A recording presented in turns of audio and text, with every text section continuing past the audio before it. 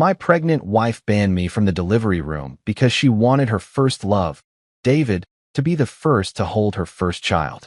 So I shut off funding, canceled her registry, and left her first love the bill. Well, here I am, 34 years old, and still trying to figure out how the hell I ended up in this mess.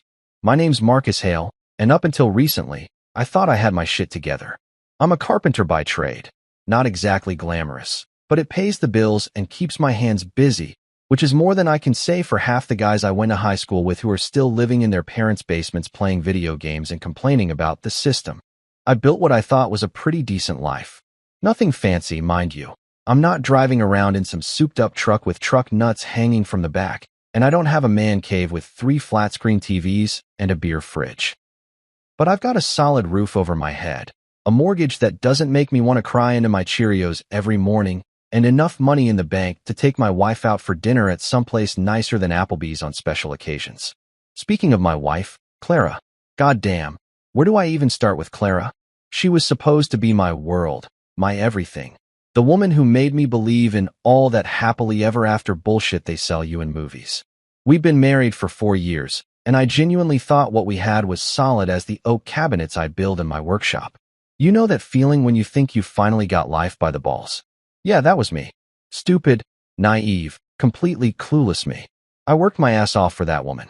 And I mean really worked. 12-hour days swinging hammers, measuring twice and cutting once, dealing with contractors who couldn't organize a one-man parade, let alone a construction project. My back ached constantly, my hands were permanently stained with wood varnish, and I'm pretty sure I've inhaled enough sawdust to build a small shed in my lungs. But I did it all because I thought we were building something together, you know? A life, a future, all that sappy romantic crap that makes single guys roll their eyes and married guys nod knowingly. The kicker? I turned down better offers. Real money too. Jobs in other cities, opportunities that could have set us up for life. But no, Marcus the Magnificent decides to stay put because heaven forbid we uproot our precious little life. We're building something here, Clara. I'd say, like some kind of wisdom-spouting philosopher who'd figured out the secret to domestic bliss. Why chase money when we've got everything we need right here? Christ, I should have charged admission for people to come watch me be that delusional. My buddy Leo, who runs the hardware store where I buy most of my supplies, used to give me endless shit about how devoted I was. Marcus, he'd say while ringing up my latest purchase of screws and sandpaper, you're married to Clara more than you are to yourself, man. When's the last time you did something just for you? And I'd laugh it off, make some joke about how marriage is about compromise and partnership, all while secretly feeling pretty damn proud of myself for being such a dedicated husband. Leo wasn't wrong, though. Looking back now, and trust me, hindsight is a real son of a bitch. I can see that I'd completely lost myself in being Clara's husband. I stopped hanging out with my friends as much, stopped working on personal projects. Hell, I even gave up my Sunday morning fishing trips because Clara said she felt abandoned when I was gone for a few hours. I should have seen that red flag waving so hard it could have powered a small wind farm, but instead, I interpreted it as her wanting to spend more time with me. Because I'm an idiot. A well-meaning, hard-working, completely oblivious idiot. The funny thing is, I actually enjoyed being that guy.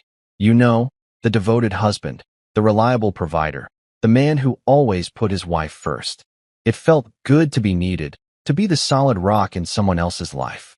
When Clara would curl up next to me on the couch after a long day, or when she'd bring me a sandwich while I was working in the garage, or when she'd tell her friends how lucky she was to have me.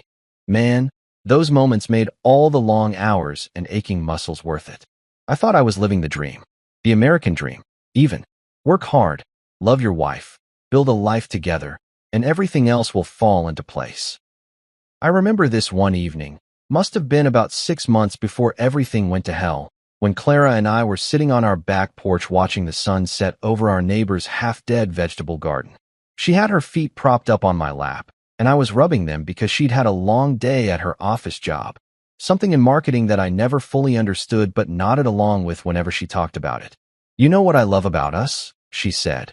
And I'm thinking here it comes. One of those mushy romantic moments that'll make me feel like I'm starring in my own personal rom-com. We just fit together. Like we were made for each other. And I believed it. God help me, I believed every word. I squeezed her foot and said something equally cheesy back, probably about how she completed me or some other Jerry Maguire nonsense. But in that moment, sitting there with my wife, in the house I'd helped build, surrounded by the life we'd created together, I felt like the luckiest bastard alive. That's the thing about being completely blindsided. You never see it coming because you're too busy congratulating yourself on how well everything's going. I was so focused on being the perfect husband that I missed all the signs that my perfect wife wasn't nearly as invested in our perfect life as I thought she was. But we'll get to that train wreck soon enough. For now, just picture me. Marcus Hale, 34-year-old carpenter, devoted husband, future father, and grade-A sucker who thought he had life all figured out. Spoiler alert, I didn't have jack shit figured out. Holy shit, I'm gonna be a dad. That was literally the first thought that went through my brain when Clara dropped the bombshell on me. Not, oh wow, what wonderful news, or I'm so excited to start this journey with you, my beloved wife. Nope. Just a good old-fashioned American holy shit, followed by the kind of ugly crying you usually only see at funerals or when your team loses the Super Bowl in overtime.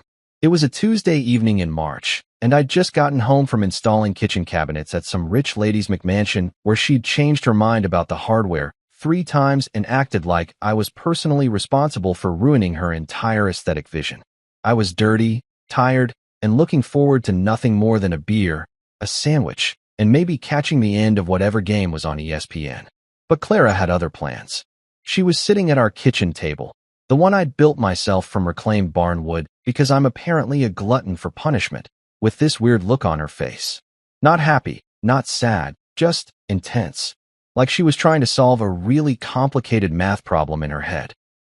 In front of her was this little white plastic stick that looked suspiciously like those pregnancy tests they show in movies right before someone's life gets completely turned upside down. So, she said, and her voice had this shaky quality that made my stomach drop faster than a lead balloon.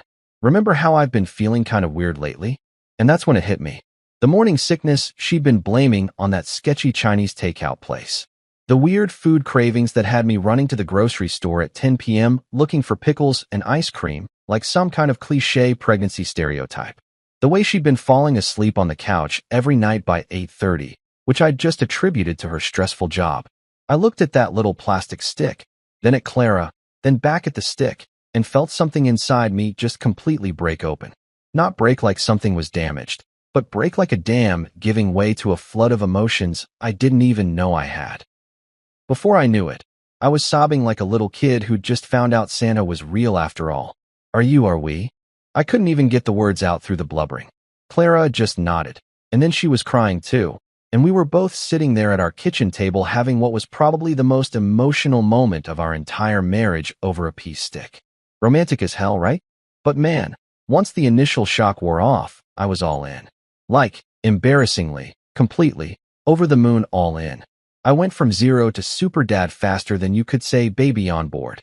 The next day, I showed up at Clara's office with the biggest bouquet of flowers I could find. Roses, lilies, baby's breath, the whole 9 yards. Cost me almost $50, which might not sound like much to some people. But when you're living on a carpenter's salary and trying to save for a baby, $50 is a real commitment. Her coworkers were grinning like idiots when I walked in carrying this massive floral arrangement like I was trying to apologize for cheating or something. Special occasion? Asked Janet from accounting, who'd always struck me as the kind of woman who lived vicariously through other people's relationships because her own was deader than roadkill. We're having a baby, I announced, probably loud enough for the entire office to hear. And I swear to God, I felt like I was going to burst with pride. Like I'd just won the lottery, climbed Mount Everest, and solved world hunger all at the same time. That was just the beginning of my transformation into what my sister Rachel would later describe as the most annoyingly devoted expectant father in the history of mankind. Every week, like clockwork, I'd show up with flowers. Not the cheap gas station bouquets either. I'm talking about the good stuff from the actual florist who charged me an arm and a leg, but made arrangements that looked like they belonged in a magazine. When the morning sickness hit Clara hard around week 6, I turned into Gordon Ramsay meets Mr. Rogers. I'd wake up early every morning to make her ginger tea and toast cut into little triangles, because she said the crusts made her nauseous. I'd pack her crackers and ginger ale for work, leave little encouraging notes in her lunch bag, and rush home during my lunch break to check on her if she was having a particularly rough day. The real masterpiece, though, was the rocking chair. I spent 3 weeks in my garage after work, carefully selecting the perfect piece of oak, measuring and cutting each piece by hand, sanding until my arms felt like jelly. I wanted it to be perfect, not just functional, but beautiful. Something Clara could nurse our baby in, something that would last for generations. I even carved our initials and the date into the back, along with a little heart. Yeah, I know how that sounds. I was basically a Hallmark card come to life. My sister Rachel, bless her sarcastic heart, gave me endless shit about my newfound obsession with all things baby-related. She lived about 20 minutes away and had made it her personal mission to keep me grounded in reality, which apparently meant mocking me mercilessly every chance she got. "Marcus," she said one day when she caught me reading, "what to expect when you're expecting for the 3rd time. You do realize that the baby isn't even the size of a grape yet, right? You're acting like Clara's about to give birth tomorrow." But I didn't care. I was going to be a dad, and I was going to be the best damn dad that ever existed. I read every baby book I could get my hands on. I'm talking about everything from the basic baby care 101 stuff to the more advanced parenting philosophy books that made my brain hurt, but convinced me I needed to understand the psychological implications of different lullabies. During those evening reading sessions, Clara would curl up next to me on the couch, her head on my shoulder, and I'd read passages out loud while rubbing her still flat belly. "Listen to this," I'd say. "It says here that babies can hear sounds from outside the womb starting around 20 weeks. We should start playing classical music." And Clara would laugh, that genuine, happy laugh that made me fall in love with her all over again, and say something like, "Marcus, you're going to be such an amazing dad." Those were the moments I thought would last forever. Me, Clara, our unborn baby, and all the time in the world to build the perfect family. I'd whisper promises to her belly about how I'd never abandon them, how I'd always be there, how our kid would never have to wonder if daddy loved them. I meant every single word. Looking back now, those might have been the happiest few months of my entire life. I was building a family, creating something real and lasting and beautiful. Or at least, that's what I thought I was doing. You know that feeling when you're walking down the street, minding your own business, feeling pretty good about life, and then you step in a massive pile of dog shit? Yeah, that's basically what it felt like when David Cross waltzed back into our lives like he owned the place. Except this particular pile of dog shit had perfect abs, a winning smile, and apparently the supernatural ability to make my pregnant wife forget she had a husband. It started innocently enough, or at least that's what I kept telling myself while my gut was screaming that something was seriously wrong. Clara came home from her doctor's appointment one afternoon. This was around month 4 of the pregnancy, right when she was starting to show, and I was getting all kinds of excited about finally having a visible baby bump to talk to. And she had this weird energy about her. Not bad weird, but different weird. Like she'd just run into an old friend at the grocery store and spent 20 minutes catching up in the cereal aisle. "You'll never guess who I saw today," she said, setting her purse down on the kitchen counter with just a little too much casualness. "You know that fake casual thing people do when they're about to drop news they know you're not going to love?" That was Clara in that moment. "Who?" I asked, because apparently I'm a glutton for punishment and have never learned to recognize when ignorance might actually be bliss. "David Cross." And there it was. The name I hadn't heard in years, but somehow knew was going to fuck up my life the moment it came out of her mouth. David fucking Cross. Clara's high school sweetheart, her first love, the guy she used to go on and on about during our early dating days, until I finally had to tell her that hearing about her ex-boyfriend's romantic gestures wasn't exactly making me feel like hot shit. Now, I'm not usually the jealous type. I mean, we all have exes, right? We all have that person from our past who meant something at some point. But David wasn't just any ex. This was the guy Clara had described as her first and only love back when we were dating, before she decided I was worth settling down with. The guy she'd lost her virginity to. The guy who'd apparently set the gold standard for romance that I'd been unknowingly competing against for years. "Oh yeah," I said, trying to keep my voice level while my brain started doing that thing where it spirals into worst-case scenarios faster than a tornado in Kansas. "How's he doing?" "Good, actually. Really good. He looks She paused, and I swear to God I could see her searching for a word that wouldn't make me want to put my fist through the drywall I'd installed myself. He looks really healthy. He's been working as a fitness trainer since his second divorce. Second divorce. Let me just pause here for a moment to appreciate the irony. This guy, this supposed paragon of masculine perfection who'd set the bar so impossibly high for every other man in Clara's life, had already crashed and burned through 2 marriages. But somehow, in Clara's eyes, he was still the golden boy who got away. According to Clara's breathless recap of their chance encounter at the doctor's office, what were the odds, right? David had been there visiting his sister who worked as a nurse. He'd been gone for years, living in different cities, trying to make it work with wife number 1, then wife number 2. And now he was back in our sleepy little town, working at some fancy fitness center where desperate housewives paid premium prices to have a good-looking guy tell them how to use a treadmill. He asked about us, Clara continued, and I noticed she was fidgeting with her wedding ring. I told him about the baby. He seemed really happy for us. Happy for us. Right. Because nothing says, I'm genuinely happy for my ex-girlfriend's success, like showing up in her life right when she's at her most vulnerable and hormonal. I'm sure his timing was purely coincidental. That's nice, I said, because what else was I supposed to say? Hey honey, I'd prefer if you didn't talk to the guy you used to be madly in love with while you're carrying our child.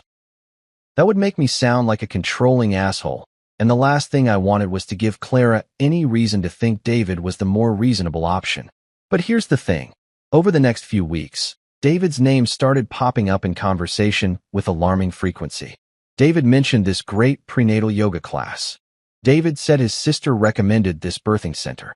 David thinks we should consider a water birth. David, fucking David. It was like the guy had appointed himself as our unofficial pregnancy consultant, and Clara was eating it up. Then came the texts. Oh, the goddamn texts. Clara had always been pretty open with her phone around me. We weren't one of those couples who hid our devices or acted all secretive about our communications. But suddenly, her phone was face down on the table during dinner. When it buzzed, she'd glance at it, and then quickly flip it over with this little smile that made my stomach twist into knots. Who's texting? I asked one night when her phone lit up for the 3rd time during our meal. Just David, she said, like it was the most natural thing in the world. He's checking in on how I'm feeling. Isn't that sweet? Sweet. Sure. Because nothing says appropriate boundaries, like a recently divorced fitness trainer texting another man's pregnant wife to check in on her feelings. I'm sure his motivations were purely platonic and had absolutely nothing to do with the fact that pregnant women are often feeling vulnerable and unappreciated. The late-night texting was what really got to me. I'd wake up at 2 in the morning to use the bathroom, and there would be Clara, sitting up in bed with her phone glowing in the darkness, typing away with a concentration that she usually reserved for important work emails. When she noticed I was awake, she'd quickly put the phone away and snuggle up to me like nothing had happened. Couldn't sleep? I'd ask. Just restless, she'd say. The baby's been kicking. But I knew the truth. David was keeping my wife awake at night, and she was letting him. My sister Rachel, who has the subtlety of a brick through a window and the intuition of a damn psychic, picked up on the situation immediately when I mentioned David's miraculous reappearance during one of our weekly coffee meetups. Marcus, she said, stirring her latte with the kind of aggressive intensity that meant she was about to drop. Some truth bombs. Don't let history rewrite itself in your own house. That's exactly what this asshole is trying to do.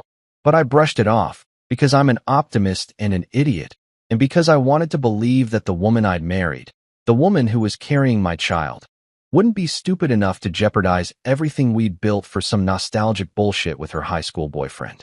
Looking back, I should have trusted my gut. I should have trusted Rachel. Hell, I should have trusted the obvious red flags that were waving so hard they could have generated their own weather system. But instead, I chose to trust Clara. And that, as they say, was my first mistake. If there's one thing I can say about myself, it's that when I commit to something, I go all fucking in. And preparing for our baby? Man, I went in harder than a linebacker chasing a fumble. I'm talking about full scale, no expense spared. This kid is gonna have everything they could possibly need level of commitment. Looking back now, I realize I was probably overcompensating for the growing distance I could feel between Clara and me, but at the time, I convinced myself I was just being a good provider. A great husband. Father of the fucking year before the kid was even born. The nursery became my obsession. Not just any nursery, mind you, but the kind of baby paradise that would make Pinterest moms weep with envy. I spent weeks researching cribs, reading reviews, comparing safety ratings, and driving Clara absolutely insane with my questions about themes and color schemes. Did she want safari animals? Classic teddy bears? Something gender-neutral with yellows and greens? I was like a man possessed, armed with measuring tape and baby gear catalogs. Marcus, Clara said one evening when she found me hunched over my laptop at midnight, scrolling through baby furniture websites like I was studying for the damn bar exam. It's just a crib. Pick one. Just a crib? Just a crib? This was our child's first bed, the place where they'd sleep for the first few years of their life, where they'd dream their first dreams, and hopefully not have nightmares about their father's questionable decorating choices. There was nothing just about it. I ended up going with this convertible crib that cost more than my first car, solid hardwood construction, non-toxic finishes, and the ability to transform into a toddler bed and eventually a full-size bed. It's an investment, I explained to Clara when she saw the price tag and nearly choked on her prenatal vitamins. This crib will last until they go to college. But the crib was just the beginning. Oh no, I was just getting warmed up. Next came the stroller, and let me tell you, the world of baby transportation devices is more complicated than NASA's mission planning.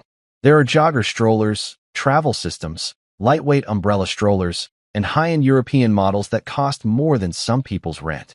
I read every review, watched every YouTube comparison video, and probably drove the sales staff at Babies R Us to the brink of a nervous breakdown with my endless questions. I settled on this deluxe travel system that looked like it could survive a zombie apocalypse while providing maximum comfort for our precious cargo. It had all-terrain wheels, a 5-point harness system, and enough cup holders and storage compartments to make a soccer mom weep with joy. When I wheeled it out of the store, I felt like I'd just purchased a luxury SUV for someone who couldn't even hold their own head up yet. Then there was the car seat situation, which turned me into a full-blown safety inspector. I spent an entire Saturday at the fire department getting trained on proper installation techniques, because apparently, like 80% of car seats are installed incorrectly, and I'd be damned if my kid was going to be in that statistic. The firefighter who helped me, a patient guy named Steve who probably dealt with neurotic first-time dads on a regular basis, must have shown me the proper angle and tension 20 times before I was satisfied. "You're good to go, Dad," Steve said, giving the car's seat one final shake to demonstrate its stability. This thing isn't going anywhere. But I wasn't done. Not even close. Clara mentioned wanting professional photos after the birth, so I researched newborn photographers like I was hiring a Supreme Court justice. I interviewed 3 different photographers, looked at thousands of sample photos, and eventually booked sessions with someone who charged more per hour than I made in a day, but promised timeless, artistic captures of your precious moments. The postpartum care was where I really went overboard. I hired a doula, one of those mystical birth goddess types who promised to help Clara through labor and provide support during those first crucial weeks. I arranged for a meal delivery service to bring us healthy, organic dinners for the first month. I even booked a night nurse for the first 2 weeks because I'd read somewhere that sleep deprivation was a major factor in postpartum depression, and I wanted Clara to have every possible advantage. My coworker Jared, who had 3 kids of his own and apparently possessed the wisdom that comes from surviving multiple rounds of fatherhood, tried to talk some sense into me during one of our lunch breaks. "Marcus, man, you're going a little overboard here," he said, unwrapping his bologna sandwich with the casual confidence of someone who'd learned to pick his battles. "Don't let her bleed you dry before the baby even gets here. Kids need love and attention more than they need expensive shit." But I just laughed him off. "Come on, Jared. This is my first kid. We want to do it right." "Doing it right doesn't mean buying out the entire baby store," he replied. "My first kid slept in a hand-me-down crib and wore his cousin's old onesies, and he turned out fine. Better than fine. Actually, he's in college now on a scholarship." I appreciated Jared's perspective, I really did, but he didn't understand what I was trying to accomplish here. This wasn't just about preparing for a baby. This was about proving something. To Clara, to myself, to the universe. I was showing everyone that I could provide, that I was ready to be a father, that our child would want for nothing. Every purchase felt like a declaration of love, a promise I was making to my unborn kid. The expensive organic cotton sheets whispered, "Daddy will make sure you're comfortable." The state-of-the-art baby monitor system said, "Daddy will always be watching over you." The top-of-the-line breast pump, because Clara wanted to try breastfeeding, announced, "Daddy supports all of Mommy's choices." Clara seemed happy enough with my preparations, though I noticed she was increasingly distracted during our shopping trips. She'd pick out items with a kind of absent-minded efficiency, nodding along with my enthusiastic explanations of various product features, but never really engaging with the process the way I thought she would. When I'd ask her opinion on something, like whether we should get the deluxe diaper-changing station or the premium model, she'd usually just say, "Whatever you think is best, Marcus." Whatever I thought was best. At the time, I interpreted this as trust, as Clara recognizing my dedication and letting me take the lead on preparing for our child. Now I realize it was probably more like indifference, like she was going through the motions while her mind was somewhere else entirely. But I didn't see it then. I was too busy being super dad, too focused on creating the perfect environment for our perfect baby to notice that my wife was already checking out of our perfect life. You know how in those cheesy romance movies, they always show the moment when everything starts falling apart in slow motion? The camera zooms in on someone's face as they realize their perfect world is crumbling, dramatic music swells, and you can practically see their heart breaking in real time? Well, real life isn't nearly that cinematic. Real life is more like death by 1,000 paper cuts. Tiny, seemingly insignificant moments that slowly bleed you dry until you wake up one day and realize you're living with a complete stranger. That's what happened with Clara and me during what should have been the most exciting months of our lives. While I was busy building cribs and researching baby gear like some kind of nesting maniac, my wife was slowly but surely disappearing right in front of my eyes. And like the oblivious jackass I apparently am, I kept making excuses for every red flag until I had more excuses than a politician caught with his pants down. It started with dinner conversations, or rather, the complete lack thereof. Clara and I used to talk about everything. Work drama, stupid shit we'd seen on social media, plans for the weekend, random thoughts that popped into our heads. We'd sit at our kitchen table for an hour sometimes, just talking and laughing like we actually enjoyed each other's company. But somewhere around month 5 of her pregnancy, those conversations dried up faster than a puddle in the desert. "How was your day?" I'd ask, settling into my chair with whatever culinary masterpiece I'd thrown together. And I was cooking a lot more by then, partly because Clara's energy levels were shot and partly because I'd read somewhere that pregnant women needed extra nutrition, and I was determined to be the most supportive husband in the history of marriage. "Fine," she'd say, not even looking up from her phone. "Anything interesting happen at work?" "Not really." "How are you feeling? Baby giving you any trouble today?" "I'm okay." It was like trying to have a conversation with a particularly uninterested teenager. One-word answers, zero eye contact, and this general vibe that she'd rather be literally anywhere else on the planet than sitting at a table with her loving, devoted husband. But hey, she was pregnant, right? Hormones were probably making her moody. That's what all the books said anyway. The weekends were when things got really weird. Before David's miraculous reappearance, Clara and I used to spend our Saturdays together, sleeping in, making breakfast, maybe hitting up the farmer's market, or working on little projects around the house. Sunday mornings were for lazy coffee and reading the paper, afternoon naps, and generally acting like the disgustingly content married couple we thought we were. But suddenly, Clara had all these mysterious plans with friends. She'd be gone for hours at a time, usually returning home around dinner time with this glow about her that I hadn't seen in months. Not the pregnancy glow they talk about in magazines. This was different. This was the glow of someone who'd been somewhere better, with someone more interesting, doing something more exciting than hanging out with her boring husband. "How was your girl's day?" I'd ask when she walked through the door, because I'm apparently a masochist who enjoys asking questions I don't really want the answers to. "Really good," she'd say, and there was something about the way she said it that made my stomach drop. Like she was surprised to remember how good life could feel. We went to that new cafe downtown, did some shopping, you know. But here's the thing. I knew most of Clara's friends, and half of them were either busy with their own kids or lived in different cities. The other half weren't exactly the type to spend entire Saturdays cafe hopping and shopping. So who were these mysterious friends, and why hadn't I heard their names before? I didn't ask, though, because asking would have made me sound paranoid and controlling, and I was still desperately clinging to the delusion that I was the understanding, supportive husband who trusted his wife completely, even when that trust was starting to feel like a noose around my neck. The real kicker came when I started offering to help with basic pregnancy stuff. You know, the kind of supportive partner activities that every pregnancy book recommends. I'd suggest going to prenatal appointments together, maybe taking a birthing class, or just spending time working on the nursery as a team. Simple, wholesome, let's prepare for our baby together type activities. Want me to come with you to Dr. Martinez's office next week? I asked one evening while Clara was scrolling through her phone with the kind of intense focus usually reserved for brain surgery. Actually, David's going to drive me, she said without even looking up. His schedule is more flexible than yours. David. Of course it was David. Because apparently, my job, the job that was paying for all her medical expenses, by the way, was too inflexible to accommodate something as trivial as my wife's prenatal appointments. But Mr. Fitness trainer could rearrange his schedule of teaching rich ladies how to do squats properly. I could take the afternoon off, I offered, trying to keep the desperation out of my voice. Don't be silly, Clara said, finally glancing up with that patronizing smile that married people use when they're trying to shut down a conversation. You work so hard already. Besides, David doesn't mind.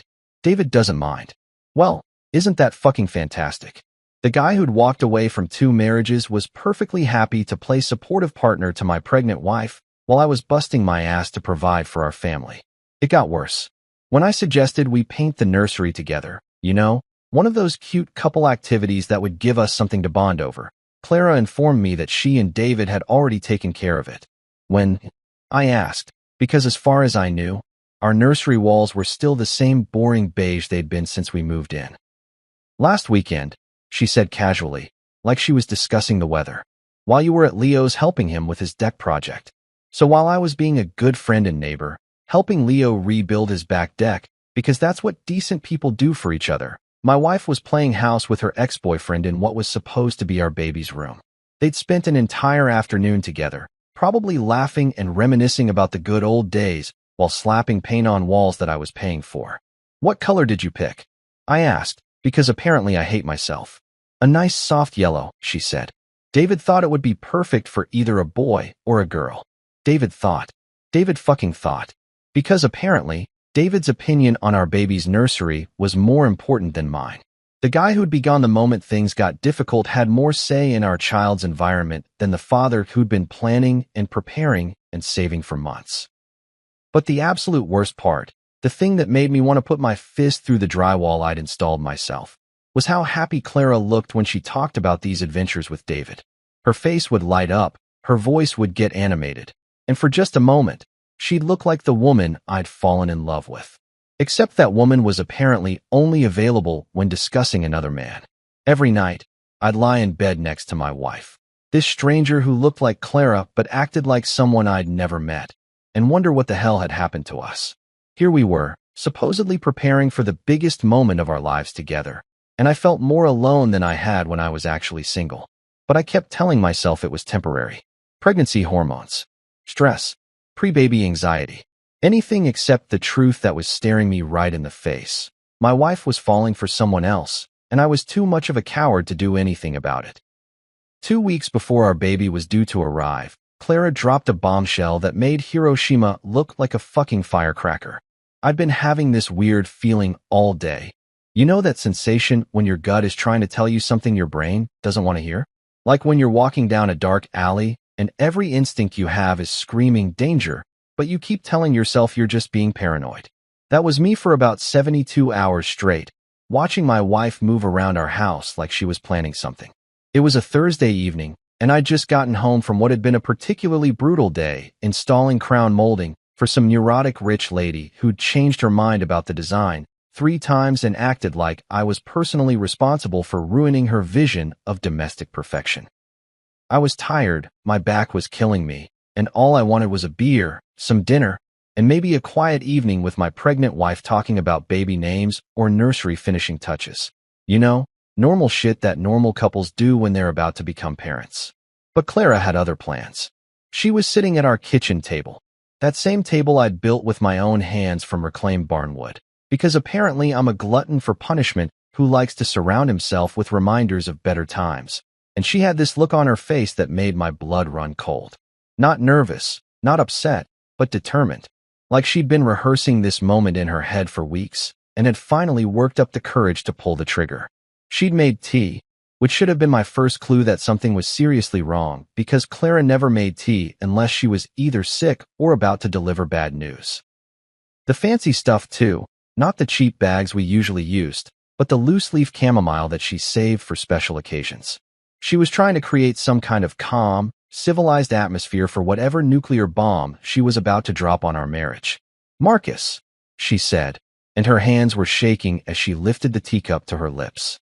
"I need to talk to you about something important." And there it was. The moment every married man dreads. When your wife says she needs to talk about something important, and you know with absolute certainty that your life is about to get turned inside out like a sock in the washing machine.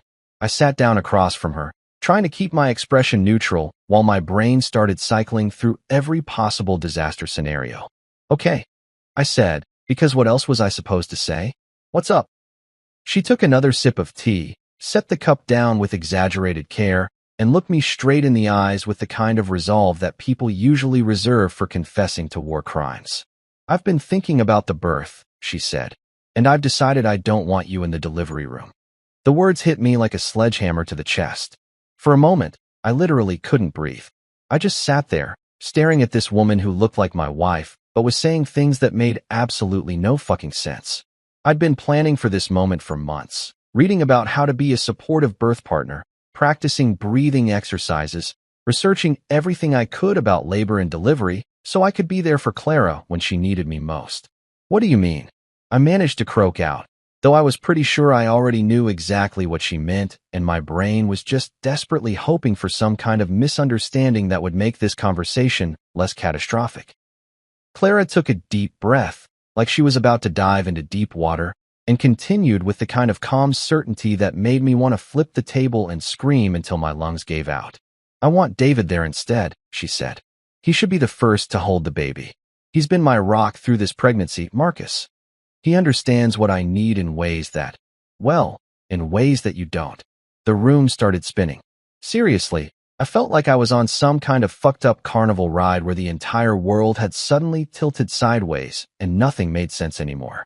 My wife, my pregnant wife, carrying what I thought was our child, wanted her ex-boyfriend to be the first person to hold our baby. Not me, the husband who'd been working extra hours to pay for everything. Not me, the guy who'd been reading pregnancy books and building nursery furniture and planning for this moment since the day she peed on that little plastic stick.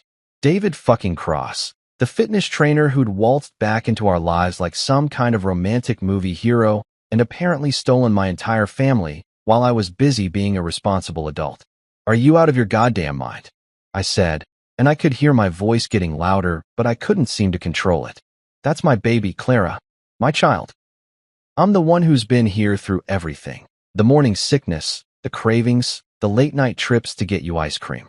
I'm the one who built the nursery, bought all the baby gear, arranged for the doula and the meal service and everything else. And you want some other guy to hold my kid before I do." But Clara just sat there with this serene expression, like she was explaining basic math to a particularly slow child. "It's not about you, Marcus," she said, which might have been the most infuriating thing anyone had ever said to me in my entire life. "This is about me and what I need to feel supported during one of the most important moments of my life. David gets me in ways that you just don't understand. David gets her. David fucking gets her."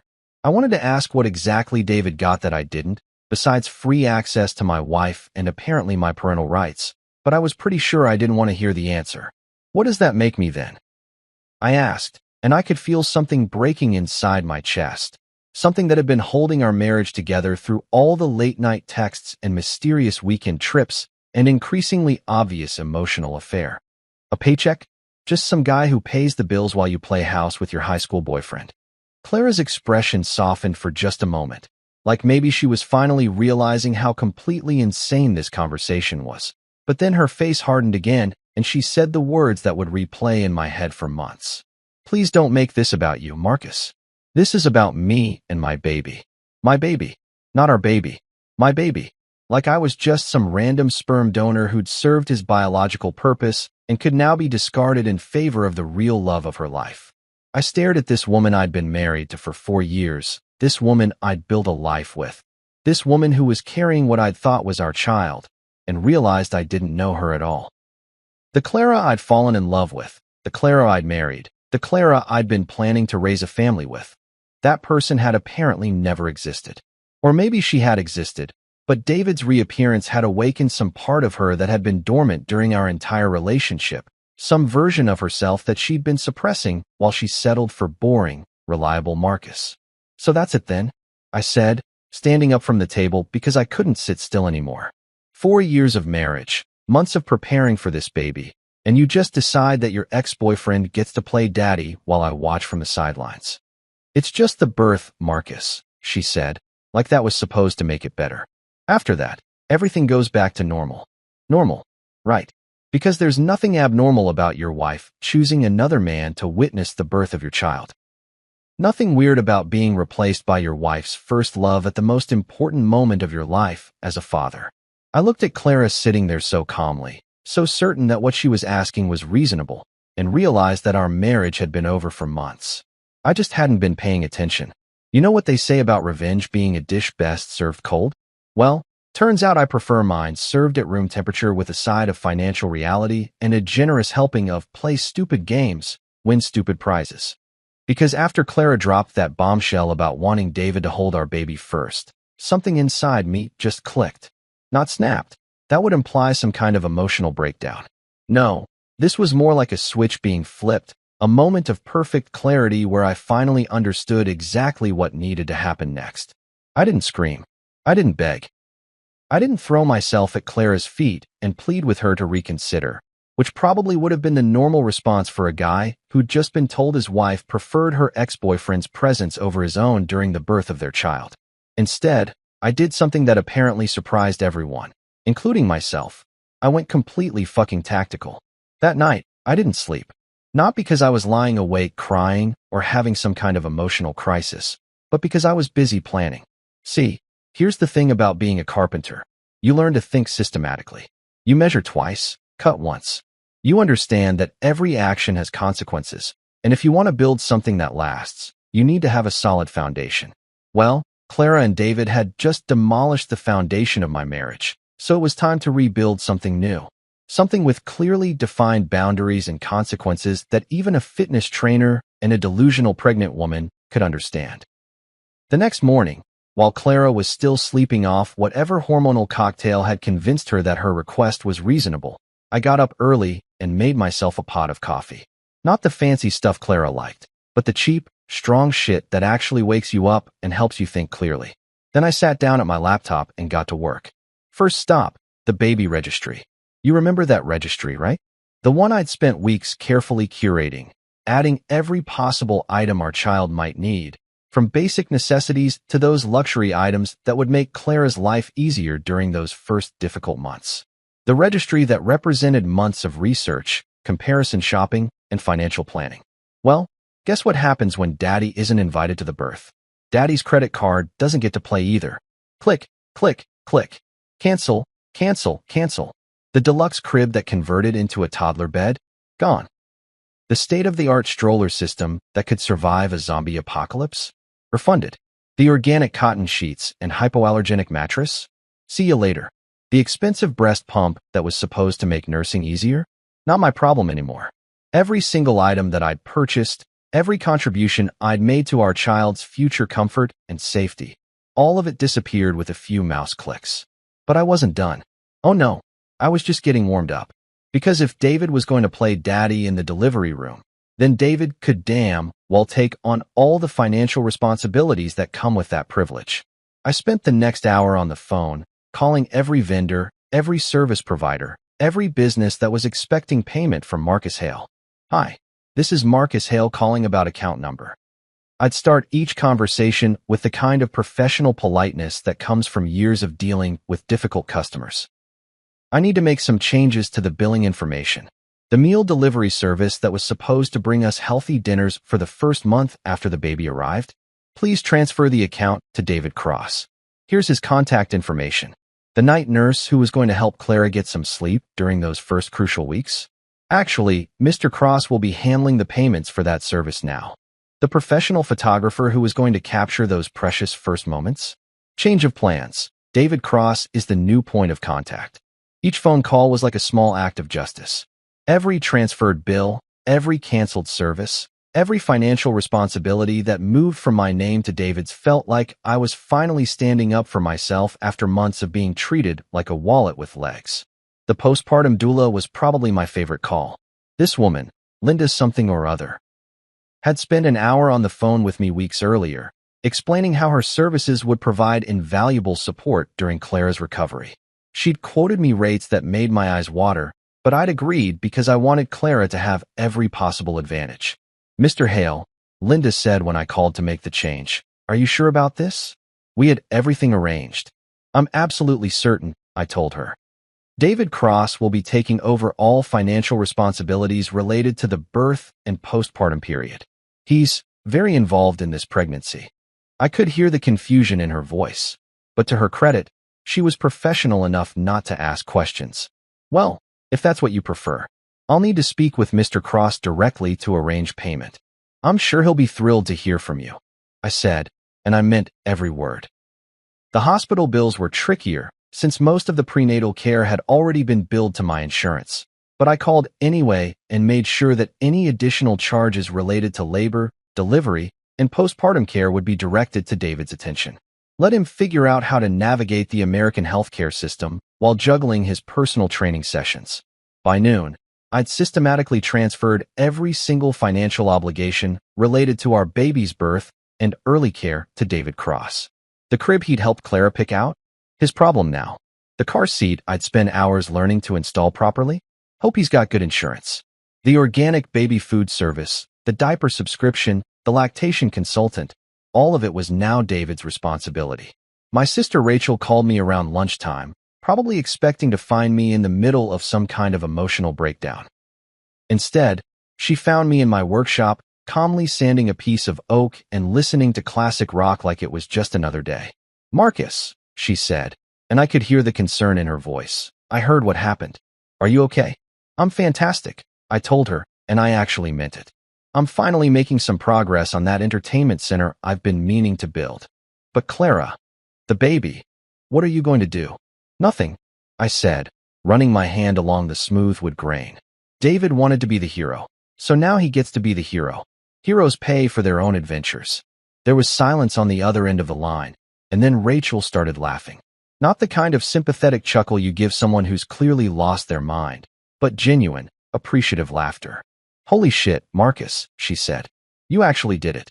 You're finally making them pay for the respect they took from you." And that's exactly what I was doing. For months, I'd been treated like a supporting character in my own life, like the reliable guy who pays the bills while the real romance happens between other people. Well, if I wasn't good enough to witness the birth of my own child, then I sure as hell wasn't good enough to pay for it either. The best part? I felt completely at peace with my decision. No guilt, no second-guessing, no wondering if maybe I was being too harsh. Clara had made her choice, and now she got to live with the consequences. Sometimes the only way to teach people about respect is to show them what happens when they don't have it. The silence was fucking beautiful. For the first time in months, maybe years, I had complete and total silence. Not the uncomfortable kind of silence that happens when you're fighting with someone you love, but the peaceful, healing kind of silence that comes when you finally stop banging your head against a brick wall and realize you can just walk around it instead. I found out about the birth the way any self-respecting man finds out about major life events these days, through social media. Not a phone call from my wife, not a text message, not even a fucking carrier pigeon. Nope, I was scrolling through Facebook during my lunch break, eating a turkey sandwich in my truck and minding my own business, when boom, there it was. A photo posted by some mutual friend who apparently thought I'd want to see a picture of my wife's ex-boyfriend holding what was supposed to be my child. The photo was everything you'd expect from a carefully staged social media moment designed to make everyone believe in true love and second chances. There was David, looking like he'd just won the lottery, cradling this tiny little human with the kind of expression that said, "Look at me. I'm a natural at this dad thing." Clara was in the hospital bed behind him, looking exhausted but somehow glowing, like she'd just accomplished something amazing instead of completely destroying her marriage for a nostalgic high school romance. The caption read, "Welcome to the world, baby Emma. So grateful for David's support during this incredible journey. Hashtag blessed, hashtag new beginnings, hashtag true love. Emma." They'd named her Emma without even asking me. Not that I'd expected to be consulted, considering I'd been officially demoted from husband and father to that guy who used to pay for things in Clara's mind. But still, seeing my daughter's name for the first time on a Facebook post while eating a gas station sandwich in a Home Depot parking lot wasn't exactly how I'd imagined this moment would go. My phone started buzzing immediately. Text after text, call after call, everyone suddenly very concerned about my mental state and eager to make sure I knew what was happening. Because apparently, in the age of social media, you can't even have a private family crisis without it becoming community entertainment. "Marcus, I just saw the post. Are you okay? Dude, what the hell is going on? Call me back. I'm worried about you. Marcus, this is insane. Please tell me you're not seeing this shit." But I didn't answer any of them. I turned my phone to silent, finished my sandwich, and went back to work. Because that's what you do when your life implodes on a Tuesday afternoon. You measure twice, cut once, and keep building whatever you're building until quitting time. The days that followed were a masterclass in the power of strategic silence. Clara called constantly. Text messages came in waves, starting desperate and progressively becoming more frantic as she realized I wasn't going to respond with the dramatic emotional reaction she was probably expecting. "Marcus, please call me back. I know you're upset, but we need to talk. The baby is beautiful. She has your eyes. Please don't punish her for my mistakes. Marcus, this is ridiculous. You're being petty and childish. I'm at the hospital with our daughter, and you're nowhere to be found. What kind of father does this? What kind of father does this?" That one almost made me laugh. The kind of father who gets replaced by his wife's ex-boyfriend, apparently. The kind of father who isn't good enough to witness his own child's birth, but is somehow still expected to foot the bill for everyone else's happiness. I deleted every message without reading them fully. Each deletion felt like a small victory, a tiny act of self-preservation in a world that had suddenly decided I was the villain for refusing to bankroll my own humiliation. The calls from David were even more entertaining. This guy, who'd been screwing around with my pregnant wife for months, suddenly wanted to have man-to-man conversations about doing what's right for the baby. I let every single call go to voicemail, and eventually deleted them without listening. Whatever David Cross had to say to me, I guaranteed it wasn't worth hearing. Instead of dealing with the chaos I'd left behind, I threw myself into work with an intensity that probably worried my coworkers but kept me sane. I'd show up early, stay late, and lose myself in the kind of precise, methodical work that requires complete focus. Measuring boards, cutting joints, sanding surfaces until they were smooth as glass. There's something deeply satisfying about creating something beautiful and functional with your own hands when everything else in your life has turned to shit. My workshop became my sanctuary. I'd come home from job sites and immediately disappear into the garage, working on personal projects by the light of my workbench lamp while my phone buzzed uselessly in the house. I built a bookshelf, refinished an old dresser, and started work on a dining room table that was probably too nice for my current living situation, but gave me something to focus on besides the fact that my marriage had collapsed. Jared, my coworker who'd warned me about letting Clara bleed me dry, tried to check on me a few times during those first weeks. He'd find excuses to work near me on job sites, making casual conversation while clearly fishing for information about my mental state. "You doing okay, man?" he asked one afternoon while we were installing kitchen cabinets in some lawyer's McMansion. "Haven't seen you at lunch lately." "I'm fine," I told him, focusing on getting the measurements exactly right. "Just busy. If you need to talk." "I don't." And that was the truth. I didn't need to talk, didn't need sympathy, didn't need anyone's advice about how to handle my situation. What I needed was the silence I'd finally found, the peace that came from not participating in other people's drama. The only person whose calls I answered was Rachel, mainly because she had a key to my house and would probably show up anyway if I ignored her long enough. "How are you holding up?" she asked during one of our brief check-ins. "Better than expected," I told her, and I meant it. Turns out there's something to be said for not giving a shit about things you can't control. "Have you seen the baby?" "Nope." "Are you planning to?" "When I'm ready. On my terms." Rachel was quiet for a moment, then said, "You know, I'm proud of you. You're handling this better than most guys would." Maybe she was right. Maybe most guys would have shown up at the hospital, caused a scene, begged their wives to reconsider. Maybe most guys would have tried to fight for their marriages, their parental rights, their dignity. But I wasn't most guys. I was Marcus Hale, and I'd finally learned the value of silence. Reality, as it turns out, is a real son of a bitch. It has this nasty habit of showing up uninvited to the party, usually right when everyone's having the most fun pretending that consequences don't exist. And boy, did reality decide to crash Clara and David's little love fest with all the subtlety of a freight train hitting a smart car. It started about 2 weeks after Emma was born, right around the time when the magical newborn bubble starts to deflate and parents realize that babies are adorable little tyrants who don't give a shit about your sleep schedule, your bank account, or your romantic fantasies. That's when my phone started ringing with a different tone entirely. Gone were the angry, demanding calls where Clara acted like I was the unreasonable one for not wanting to bankroll my own humiliation. These new calls had a distinct note of panic, the kind of desperate edge that comes when someone suddenly realizes they're in way over their head. "Marcus," Clara said during one of the many voicemails I didn't bother returning, "the hospital is asking about payment for the delivery room charges. David's insurance didn't cover everything, and they're saying there's a balance of $3,000. Can you please call me back?" $3,000. For someone who made her living training rich housewives how to do yoga poses, that was probably like asking him to fund a space mission. I could practically hear David's perfectly sculpted jaw hitting the floor when he realized that playing daddy came with actual financial obligations that couldn't be solved with protein shakes and motivational speeches about finding your inner warrior.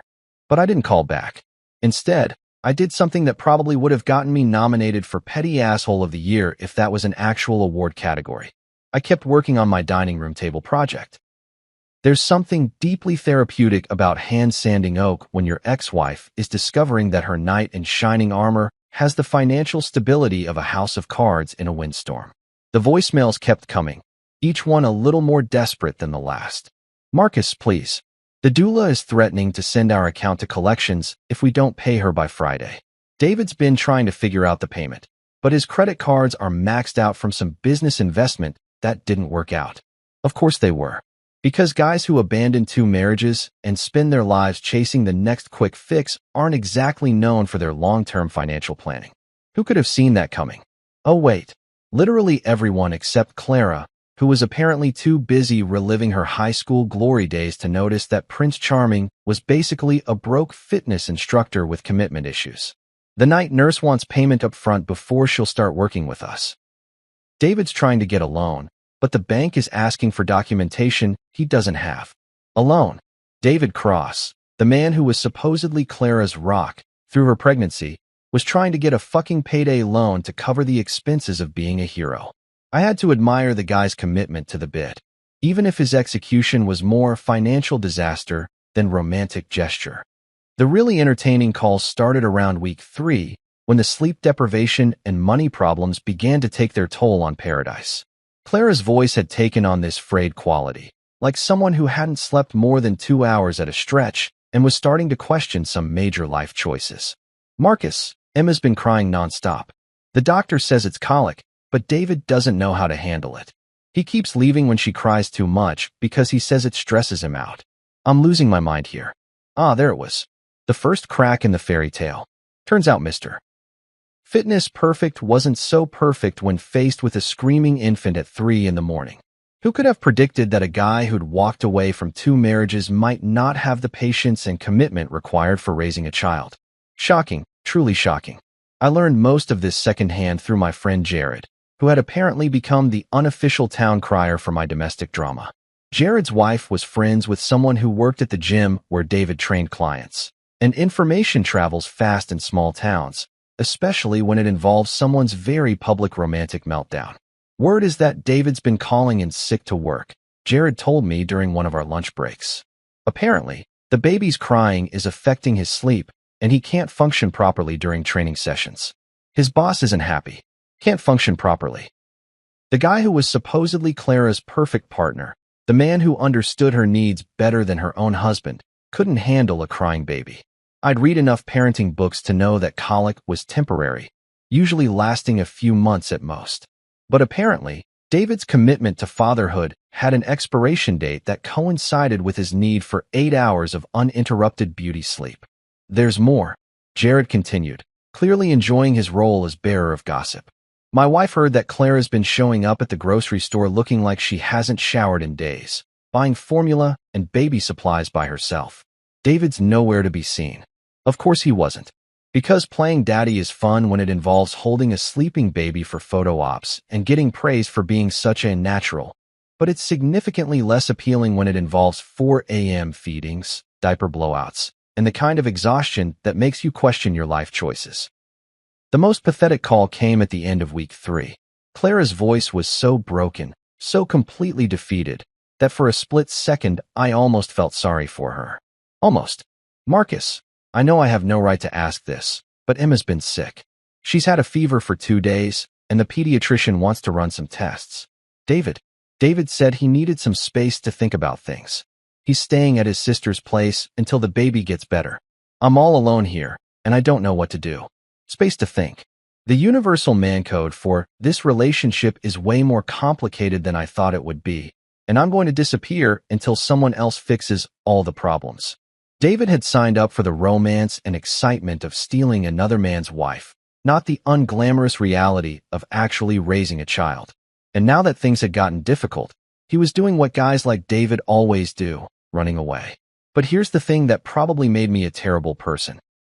Instead of feeling vindicated or angry, I felt something much worse. I felt nothing. Absolutely fucking nothing.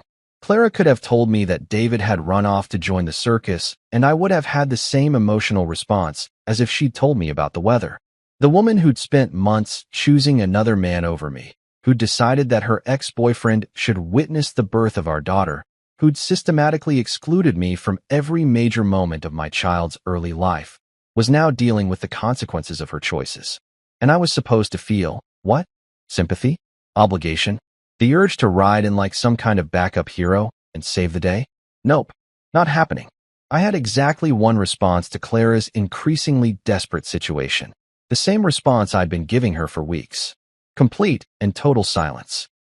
Because sometimes the best way to teach someone about consequences is to let them experience them fully, without interference, without rescue, without someone else swooping in to fix what they broke. Clara had made her bed. Now she got to lie in it. Alone. 3 weeks after Emma was born, Clara showed up at my workshop like a ghost from a life I used to live. I heard the car door slam outside around 6 in the evening while I was putting the finishing touches on that dining room table I'd been working on. The one that was probably too nice for my current situation, but had kept me sane through the whole shitstorm. I knew it was her before I even looked up because I recognized the sound of her old Honda's door, the way it creaked and protested like everything else in our former life together. I didn't stop working, didn't rush to open the garage door or act surprised to see her. Just kept running the sandpaper along the oak grain in long, steady strokes while she stood outside gathering whatever courage she had left. Because that's what you do when someone who destroyed your life decides they need something from you. You make them wait. You make them work for it. When Clara finally knocked, it was the tentative tap of someone who wasn't sure they had the right to disturb you. Not the confident knock of a wife coming to see her husband, but the hesitant sound of a stranger asking for help from someone they'd wronged. I let her knock 3 times before I finally hit the button to raise the garage door. Jesus Christ, she looked like hell. And I don't mean that in some petty, vindictive way where I was happy to see her suffering. I mean she literally looked like someone who'd been through a war and lost badly. Her hair was unwashed and pulled back in a messy ponytail that had given up trying to be functional. Her clothes. A stained t-shirt and sweatpants that had probably been cleaned sometime in the distant past, hung off her like she'd lost weight she couldn't afford to lose. But it was her eyes that really got to me. Those same eyes that used to light up when she talked about David, that used to sparkle with excitement when she described their future together, now looked hollow and desperate, like someone who'd been awake for 72 hours straight and wasn't sure which way was up. In her arms was Emma, my daughter, the baby I'd been systematically excluded from meeting, the child whose birth had been treated like some kind of exclusive event that I wasn't important enough to attend. She was tiny, even smaller than I'd expected, wrapped in a pink blanket that looked expensive enough to be one of David's contributions to their perfect little family setup. "Marcus," Clara said, and her voice cracked on my name like she wasn't sure she still had the right to use it. She was shaking. Whether from exhaustion, cold, or pure nerve failure, I couldn't tell. "I know I don't deserve to be here. I know I have no right to ask you for anything." I didn't say anything, just stood there in my work clothes, covered in sawdust, holding a piece of sandpaper and waiting for her to get to the point. Because that's another thing you learn as a carpenter. Sometimes the best response to someone's dramatic speech is to let them talk themselves into a corner while you figure out exactly what they want from you. Clara shifted Emma in her arms, and I caught a glimpse of the baby's face for the first time. She did have my eyes, the bastard. Same dark brown color, same serious expression that people always said made me look like I was thinking deep thoughts when really I was just trying to remember where I'd put my keys. It was unsettling how much she looked like me, considering how hard Clara had worked to make me irrelevant to her existence. "David's gone," Clara continued, and there was something almost relieved in her voice, like she was finally admitting something she'd been trying not to think about. "He left 2 days ago, said this was all too much, that he wasn't ready for the responsibility. His exact words were, 'I signed up to be your boyfriend, not a father to someone else's kid.'" Someone else's kid. Even in his exit speech, David had managed to acknowledge what Clara had spent months pretending wasn't true, that Emma was my daughter, not his.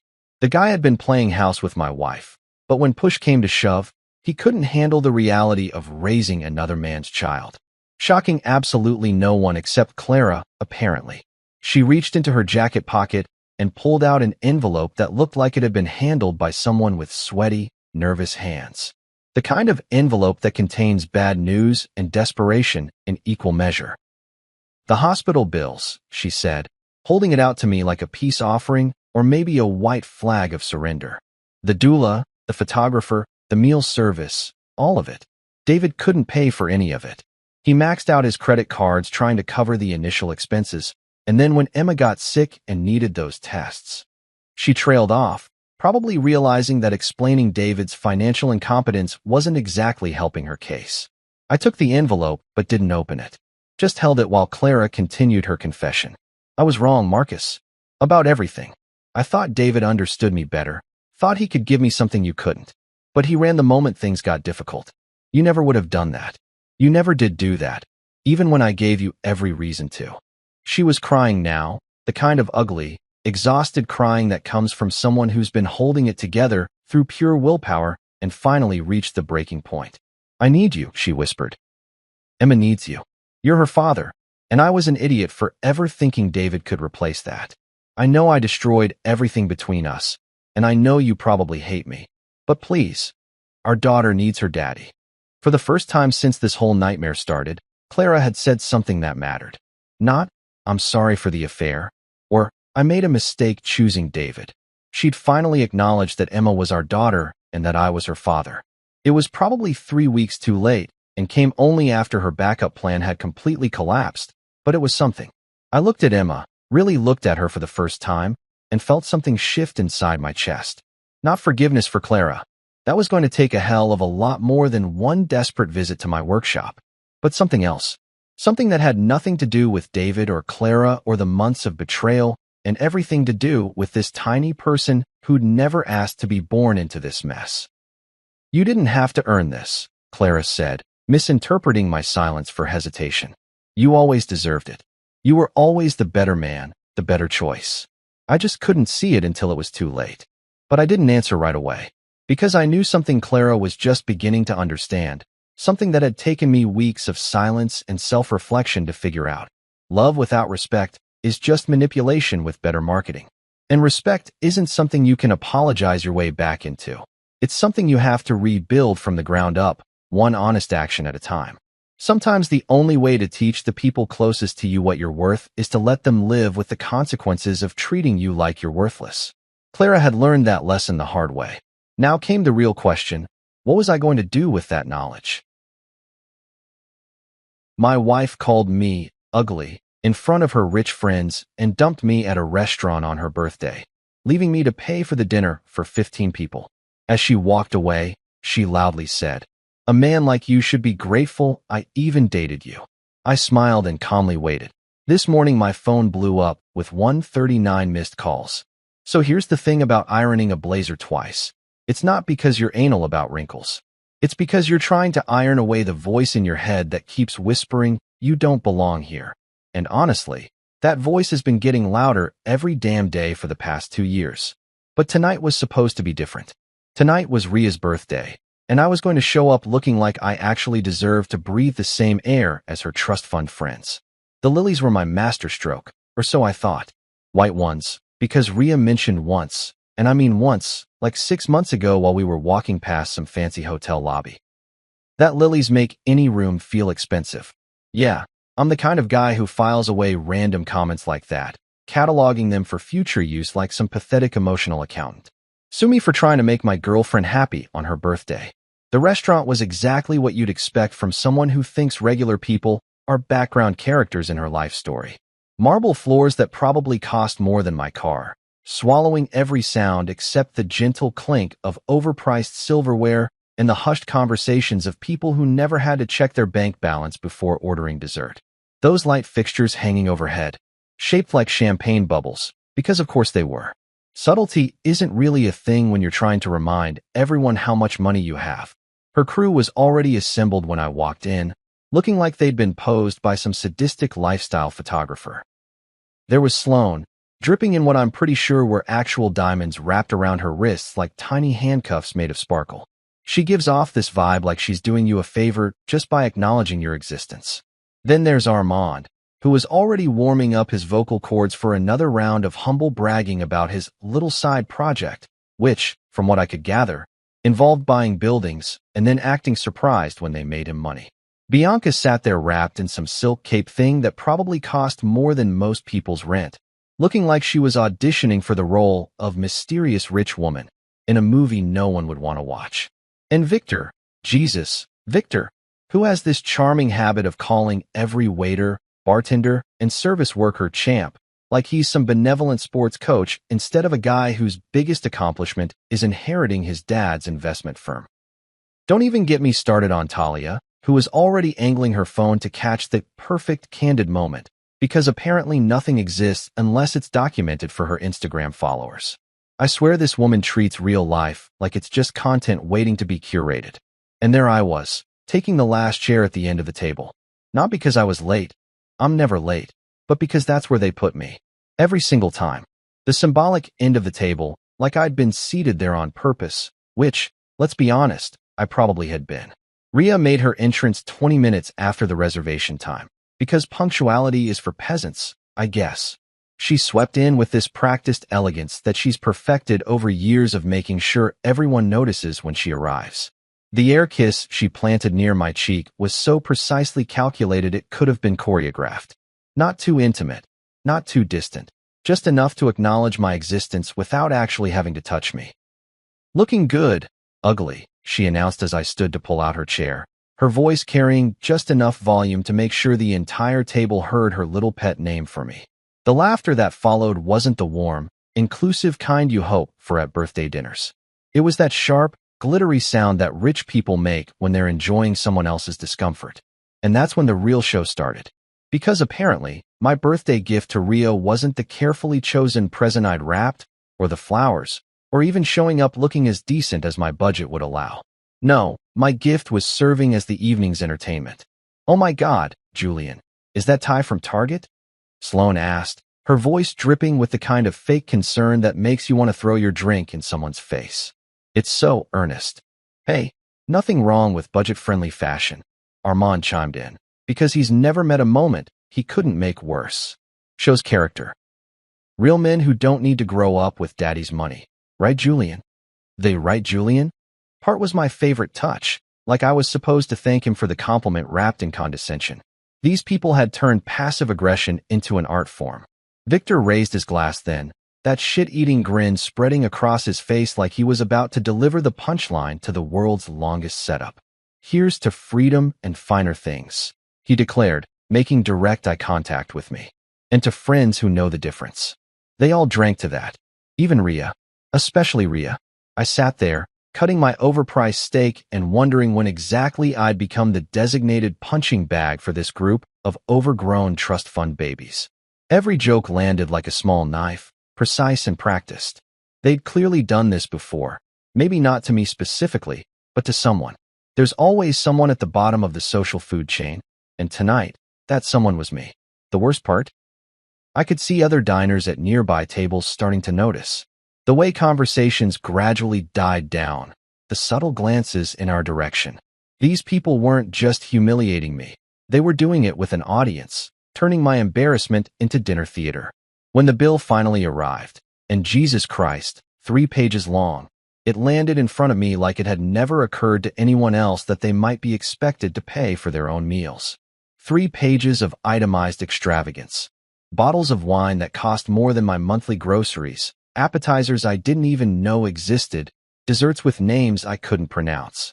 Rhea slid it across the table to me with the casual indifference you'd use to pass a used napkin. No discussion. No, should we split this? No acknowledgement that maybe, just maybe, the birthday girl could contribute to her own celebration. "A man like you should be grateful I even dated you," she said, her voice pitched loud enough to carry to the neighboring tables. The words hit like a slap, delivered with surgical precision in front of an audience of strangers who were now definitely watching our little drama unfold. She stood then, gathering her entourage like some socialite Pied Piper, leaving behind nothing but the lingering scent of her expensive perfume and the echo of their laughter as they swept out of the restaurant. I sat there alone, staring at a bill that represented more money than I usually spent in 2 months, surrounded by empty chairs and the judgment of people I'd never see again. I paid it. Not because I'm weak, though I'm sure that's how it looked to anyone watching. Not because I thought it was fair, or right, or even reasonable. I paid it because in that moment, I needed quiet more than I needed justice. I needed space to think, to breathe, to figure out what the hell I was going to do next. Because here's the thing about quiet, it lets a plan breathe. And brother, I was about to need a really good plan. I could have called an Uber. Hell, I could have called a regular cab and been home in 15 minutes, nursing my wounded pride in the privacy of my own apartment like any normal person would after getting publicly humiliated by their girlfriend and her merry band of trust fund assholes. But normal wasn't what I needed right then. I needed the city to talk to me, and the city only talks when you're walking.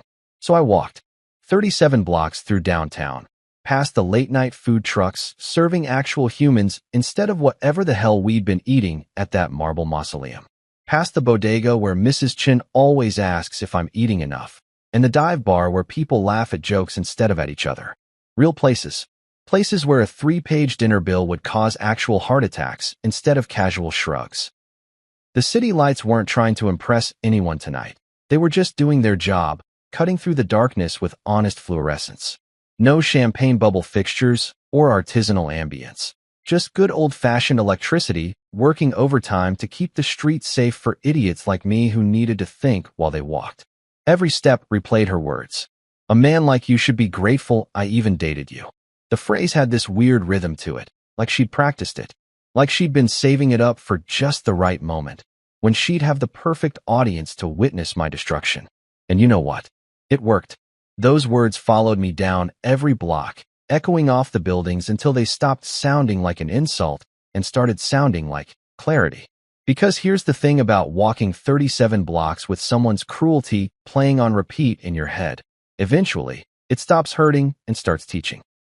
Every step was sharpening something inside me that I didn't even know had gotten dull. 2 years of making excuses for her behavior, of telling myself she was just particular or high maintenance, of accepting that maybe I really wasn't good enough for her world. But walking gives you perspective. And perspective was telling me that a woman who could humiliate her boyfriend in public for sport wasn't particular. She was just mean. Rich mean, which somehow makes it worse because it's so goddamn unnecessary. When I finally got home, the first thing I saw were those white lilies I'd brought her, sitting abandoned on my kitchen counter like forgotten soldiers. I filled a vase with water, because even rejected flowers deserve better than dying of thirst, and arranged them carefully. They were still beautiful, even if they'd been dismissed along with everything else about my pathetic attempt to belong in her world. Then I did something I'd never done before. I wrote down the total, grabbed a sticky note, wrote $847.32 in blue ink, and stuck it right on my bathroom mirror where I'd see it every morning. Not because I'm masochistic, but because I needed a reminder. A daily dose of reality about exactly what it cost to play along with Ria's games. That's when the math started. Not the restaurant bill math. That was just one night's worth of damage. I'm talking about the real math. The 2-year calculation of what it actually cost to date someone who treated generosity like stupidity and kindness like weakness. I pulled out my laptop and started adding things up, and Jesus Christ, the numbers were worse than I'd thought. 2 years of jokes about my face, because apparently I'm endearingly ugly, which sounds like a compliment until you realize you're hearing it in front of strangers. 2 years of casual comments about my job, my clothes, my car, my apartment, always delivered with that little laugh that was supposed to make it okay. 2 years of thinking that patience would somehow soften her edges, that if I just stuck around long enough, she'd realize I was worth keeping around for something other than comic relief and bill paying. But I'm not poor in spirit, I realized, sitting there in my quiet apartment with my rescue flowers and my growing pile of evidence. I'm deliberate. There's a difference between being broke and being careful, between being humble and being a doormat. I'd been confusing the two for way too long. I opened a folder on my desktop that I'd never needed before, call it the Ria Reality Check folder. Started screenshotting text conversations where she mocked me to her friends, thinking I wouldn't see them. Saved receipts from all those times my credit card covered her teams, nights out at places I couldn't afford. Downloaded bank statements showing transfers to her account labeled emergency that somehow always coincided with her wanting something expensive. The evidence was all there, like breadcrumbs leading back to the house made of financial abuse and emotional manipulation. I'd just been too busy trying to be the perfect boyfriend to notice I was actually being the perfect Mark. I made a list, because I'm that kind of guy, the kind who makes lists when his world is falling apart. Names first, Sloane, with her diamond tennis bracelets and surgical precision insults. Armand, the humble bragger who'd never worked a day in his life but loved giving advice about real work. Bianca, draped in silk and superiority. Victor, who probably practiced calling people champ in the mirror.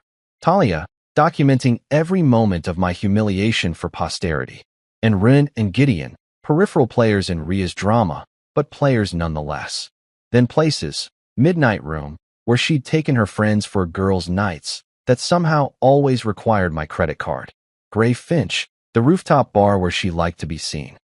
Argent House, where she held court like some kind of social media princess. All of it mapped out like a military campaign, because that's what it had been, wasn't it? A systematic campaign to see exactly how much humiliation I'd accept in exchange for the privilege of dating someone who thought she was doing me a favor. That's when I picked up the phone and made 2 calls. Not to lawyers or therapists or anyone who'd try to talk me out of what I was thinking. I called the only 2 people I trust completely, my sister Amma and my friend Rafi. Amma picked up on the second ring, because she's a pediatric nurse and nurses don't sleep like normal people. Julian? What's wrong? No small talk, no pretense. Just immediate concern, because that's who she is. It's time, I said simply. Time to stop apologizing for existing. She was quiet for a moment. The kind of quiet that means she's listening to everything I'm not saying along with everything I am. What do you need? She asked finally.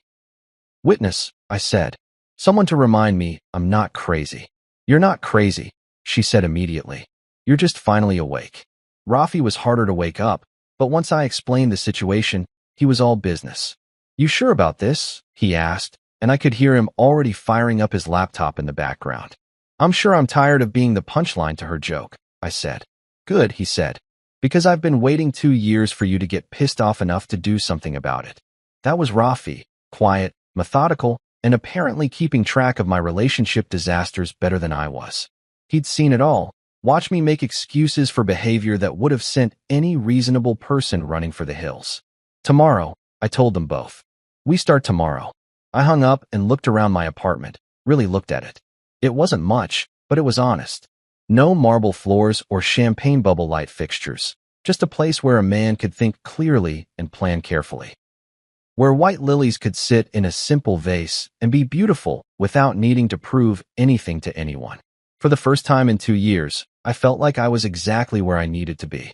The quiet was different now, not empty, but full of possibility, full of plans that were just starting to breathe. Rafi showed up at my door the next morning looking like he'd raided a Best Buy clearance rack, old laptop under one arm, legal pad tucked under the other, and that expression he gets when he's about to dive deep into someone else's digital mess. The guy's a walking contradiction, messy hair, wrinkled t-shirt, but a mind that organizes information like he's running some kind of human filing system. Coffee first, or revenge first? He asked, settling into my kitchen chair like he planned to be there all day. Both, I said, because honestly, I'd been up since 5 thinking about everything I'd ignored for the past 2 years. But let's call it justice. Revenge sounds petty. He snorted. Dude, after what you told me last night, Petty would be keying her car. This is just accounting. That's Rafi for you. Always finding the perfect word for whatever situation you're drowning in. Accounting. Like my relationship had been one long, expensive math problem that I'd somehow been failing to solve. We spread everything out on my kitchen table. Bank statements, credit card bills, receipts I'd been shoving into a drawer because looking at them made my chest tight. 2 years of financial evidence that painted a pretty clear picture of how someone can systematically drain another person's resources while making them feel grateful for the privilege. Jesus, Julian, Rafi muttered, scrolling through my credit card statements. She charged spa days to your card? What kind of spa days cost $400? The kind where you get your conscience removed, apparently, I said, watching him cross-reference dates with his legal pad. The man takes notes like he's preparing for the bar exam. Neat handwriting filling up page after page with timestamps, amounts, and locations. He wasn't being dramatic about the process. That's not his style. Rafi approaches everything like he's defusing a bomb. Careful, methodical, no wasted motion. While I was pacing around the kitchen making my 3rd cup of coffee, he was building what he called the foundation. Look at this pattern, he said, pointing at a series of charges from last fall.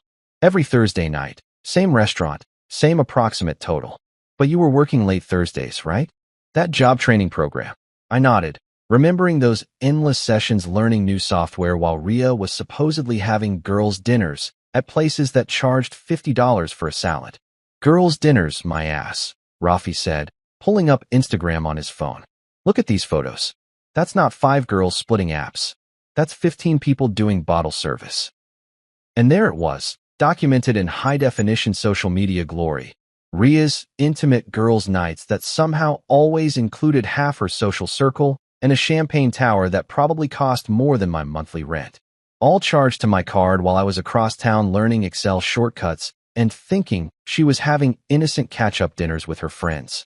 The luxury car rentals are my personal favorite, Rafi continued, highlighting entries with a yellow marker.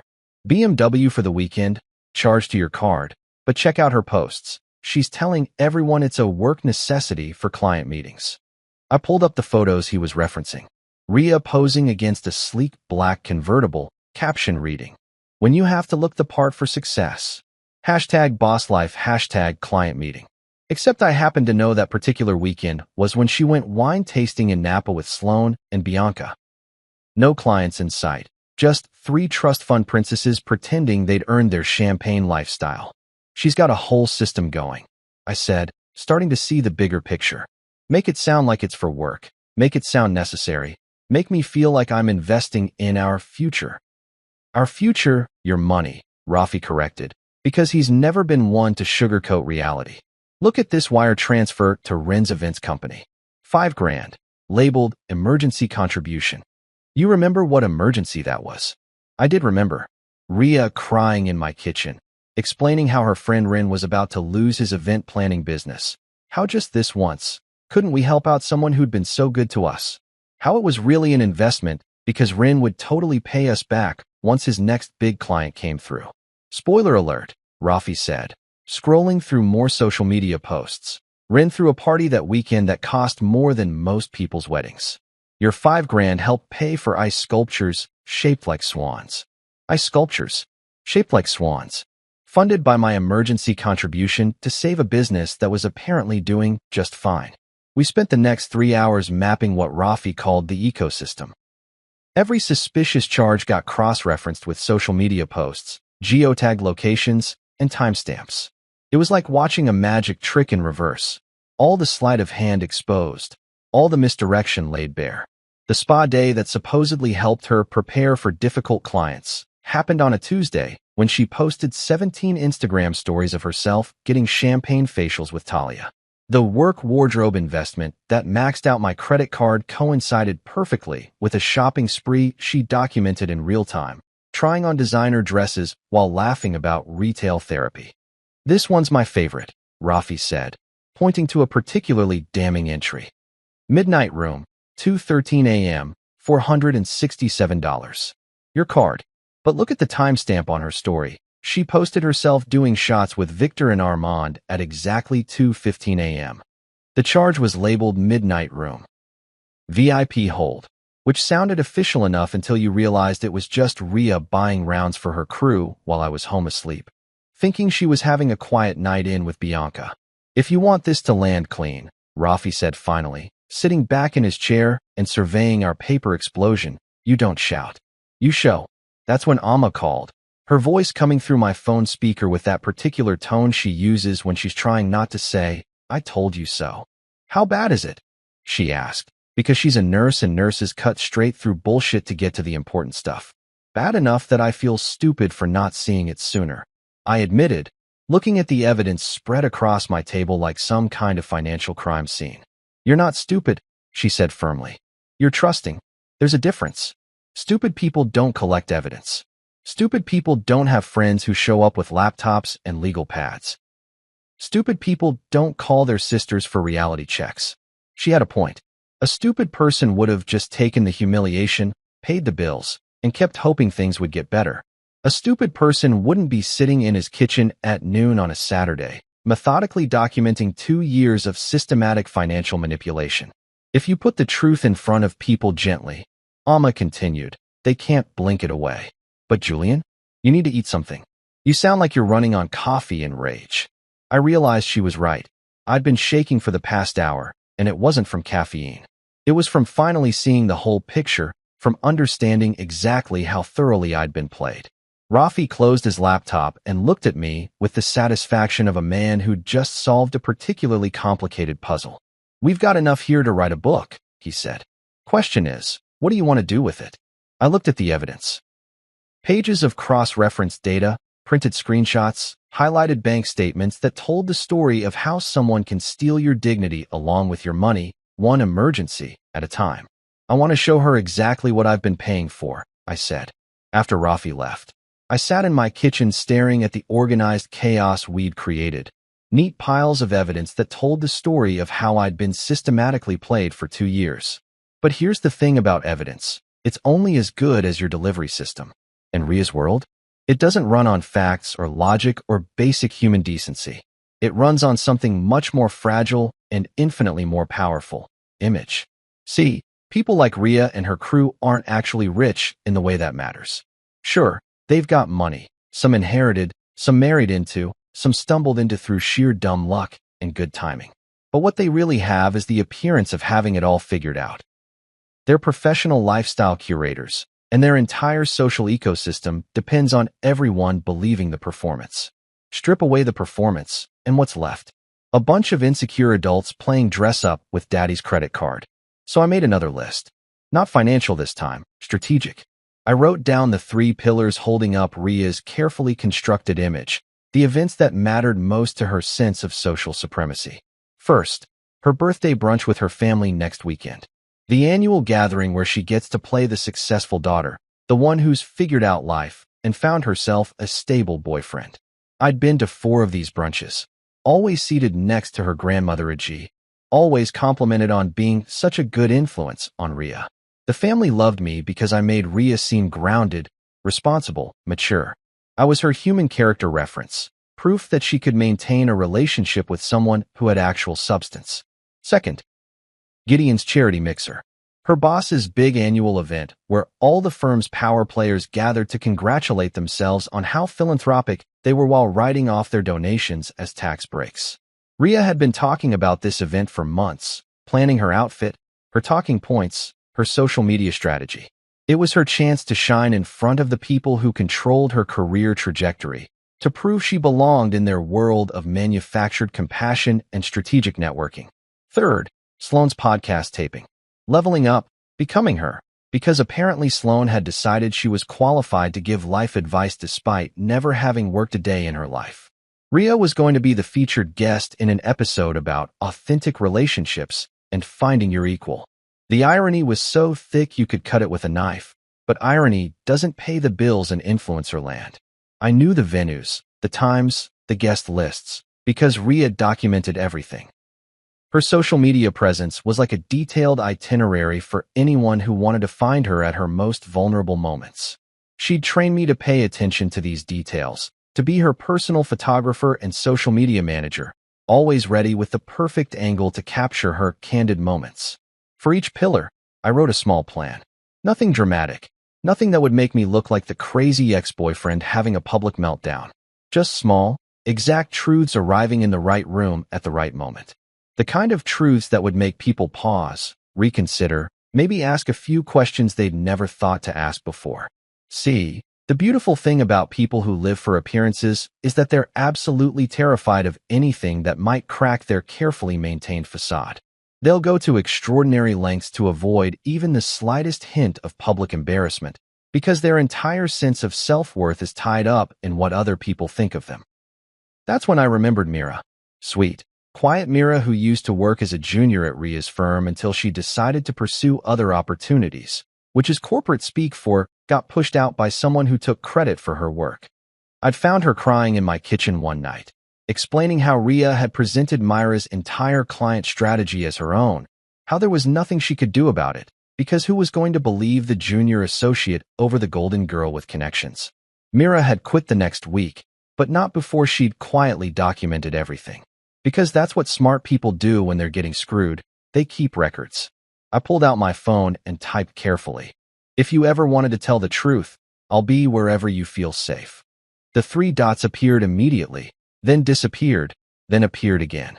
I could practically feel her internal debate through the screen. The war between wanting justice and not wanting to rock the boat, between standing up for herself and playing it safe. Then, nothing. Radio silence.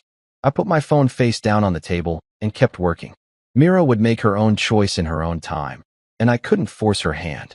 But I could make sure that if she decided to speak up, she'd have someone in her corner who understood exactly what it felt like to be dismissed and discredited by Rhea's particular brand of casual cruelty. The thing about building a case against someone who's hurt you is that it forces you to relive all the moments you'd rather forget. Going through those social media posts, cross-referencing dates and locations, watching her perform happiness while systematically destroying mine. It was like getting punched in the gut repeatedly, except this time I was throwing the punches myself. But here's what I'd learned from 2 years of being Rhea's emotional punching bag. Sometimes you have to hurt yourself a little bit to stop someone else from hurting you a lot. Sometimes you have to wade through your own humiliation to find the tools you need to make it stop. I spent the rest of the afternoon mapping out her social calendar, identifying the moments when she'd be most exposed, most invested in maintaining her image. The birthday brunch where her family would be watching, evaluating, deciding whether I was still worthy of their approval. The charity mixer where her professional reputation was on the line. The podcast taping where she'd have to perform authenticity in front of people who made their living spotting fake. Each event represented a crack in her armor, a moment when the truth could slip through and do some actual damage to the facade she'd spent years constructing. Not permanent damage, I'm not a monster, but enough to make her understand that actions have consequences, that you can't treat people like disposable entertainment without eventually paying the price. By evening, I had 3 neat folders labeled with dates and locations. Inside each one, copies of relevant financial records, screenshots of contradictory social media posts, and detailed timelines that painted a picture of systematic deception and manipulation. My phone buzzed once. A text from an unknown number. Library. Tomorrow. 2 p.m. Third floor. I smiled. Mira had made her choice. The truth was starting to gather momentum, and momentum, once it gets going, is a beautiful thing to watch. I was standing in my kitchen the next morning, trying to convince myself that instant coffee was just as good as the real thing, which it absolutely isn't. But when you've just spent $847.32 on someone else's birthday humiliation, you make adjustments. When my phone rang with a number I didn't recognize. Now, normally, I don't answer unknown numbers because 99% of the time it's either someone trying to extend my car's warranty or some telemarketer who's convinced I desperately need solar panels. But something about the timing felt significant, like maybe the universe was finally ready to throw me a bone after 48 hours of emotional carnage. Is this Julian Martinez? The voice was professional but cautious, like someone who'd been practicing this conversation in their head. Yeah, that's me. Who's asking? This is David Chow from Lumiere, the restaurant. I'm the manager who was working Saturday night during the incident. The incident? That's what we were calling it now. Like Ria's public execution of my dignity was some kind of unfortunate accident, a minor slip-up in an otherwise perfectly orchestrated evening. Mr. Martinez, I wanted to call personally to apologize, he continued, and I could hear genuine discomfort in his voice. What happened at your table on Saturday? That's not the kind of experience we want any of our guests to have at Lumiere. I sat down at my kitchen table, because this conversation was already more consideration than I'd gotten from anyone in Ria's orbit over the past 2 years. Appreciate that, Mr. Chow. Please, call me David. And I want you to know that several members of our staff mentioned how uncomfortable they felt watching the situation unfold. The way you handled yourself with such grace under pressure. Well, it didn't go unnoticed. Grace under pressure. That was a nice way of saying I'd sat there and taken my beating like a well-trained dog. But you know what? I'd take it. After being called ugly and grateful in front of a restaurant full of strangers, being told I'd shown grace felt like winning the lottery. The thing is, David continued, we pride ourselves on creating an atmosphere where all our guests feel respected and valued. What happened at your table was the opposite of that, and frankly, it reflected poorly on our establishment that we allowed it to continue. Now this was interesting, because David Chow wasn't just apologizing, he was covering his ass. Smart restaurants don't want to become known as places where rich people can publicly humiliate their dates for entertainment. Bad for business, bad for reputation, bad for the kind of clientele who actually tip well instead of just spending ostentatiously. I'd like to offer you a partial credit toward your next visit, he said. It's not much, but it's our way of trying to make this right. I almost laughed. A partial credit for my next visit to the scene of my romantic assassination. That's generous of you, David, but I don't think I'll be coming back anytime soon. That night pretty much cured me of fancy restaurants.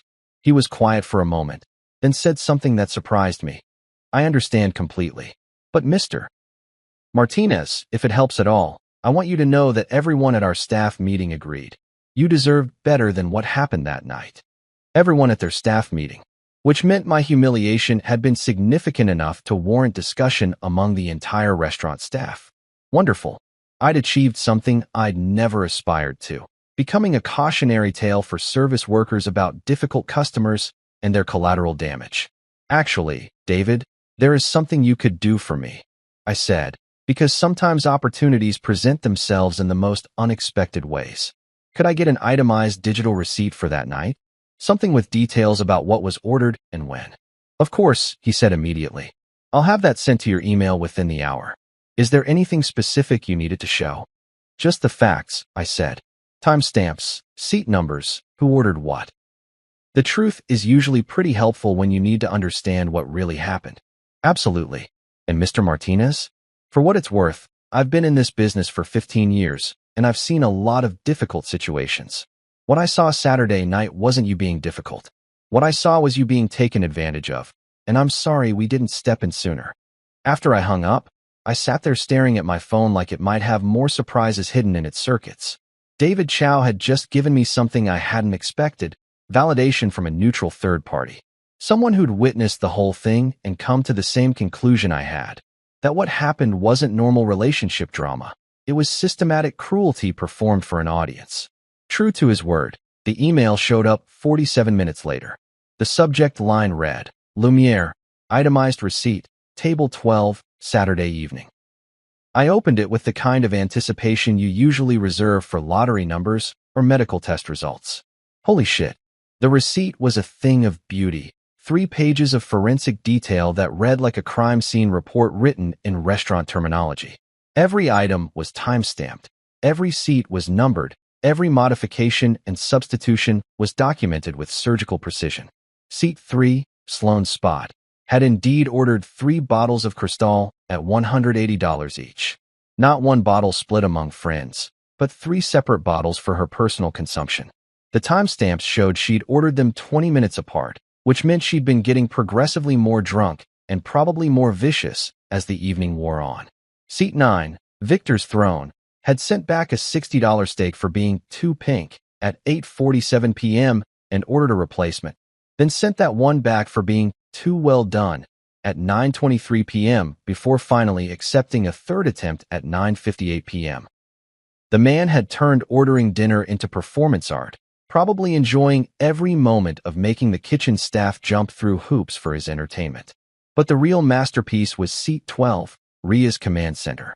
The receipt showed she'd approved something called a birthday tasting flight for the table at 8:15 p.m.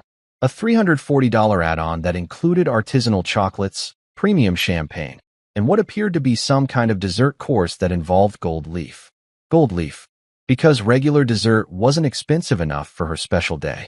The timestamps told the whole story. 7:30 p.m., cocktails ordered for everyone. 7:45 p.m., appetizers for the table, charged to my card.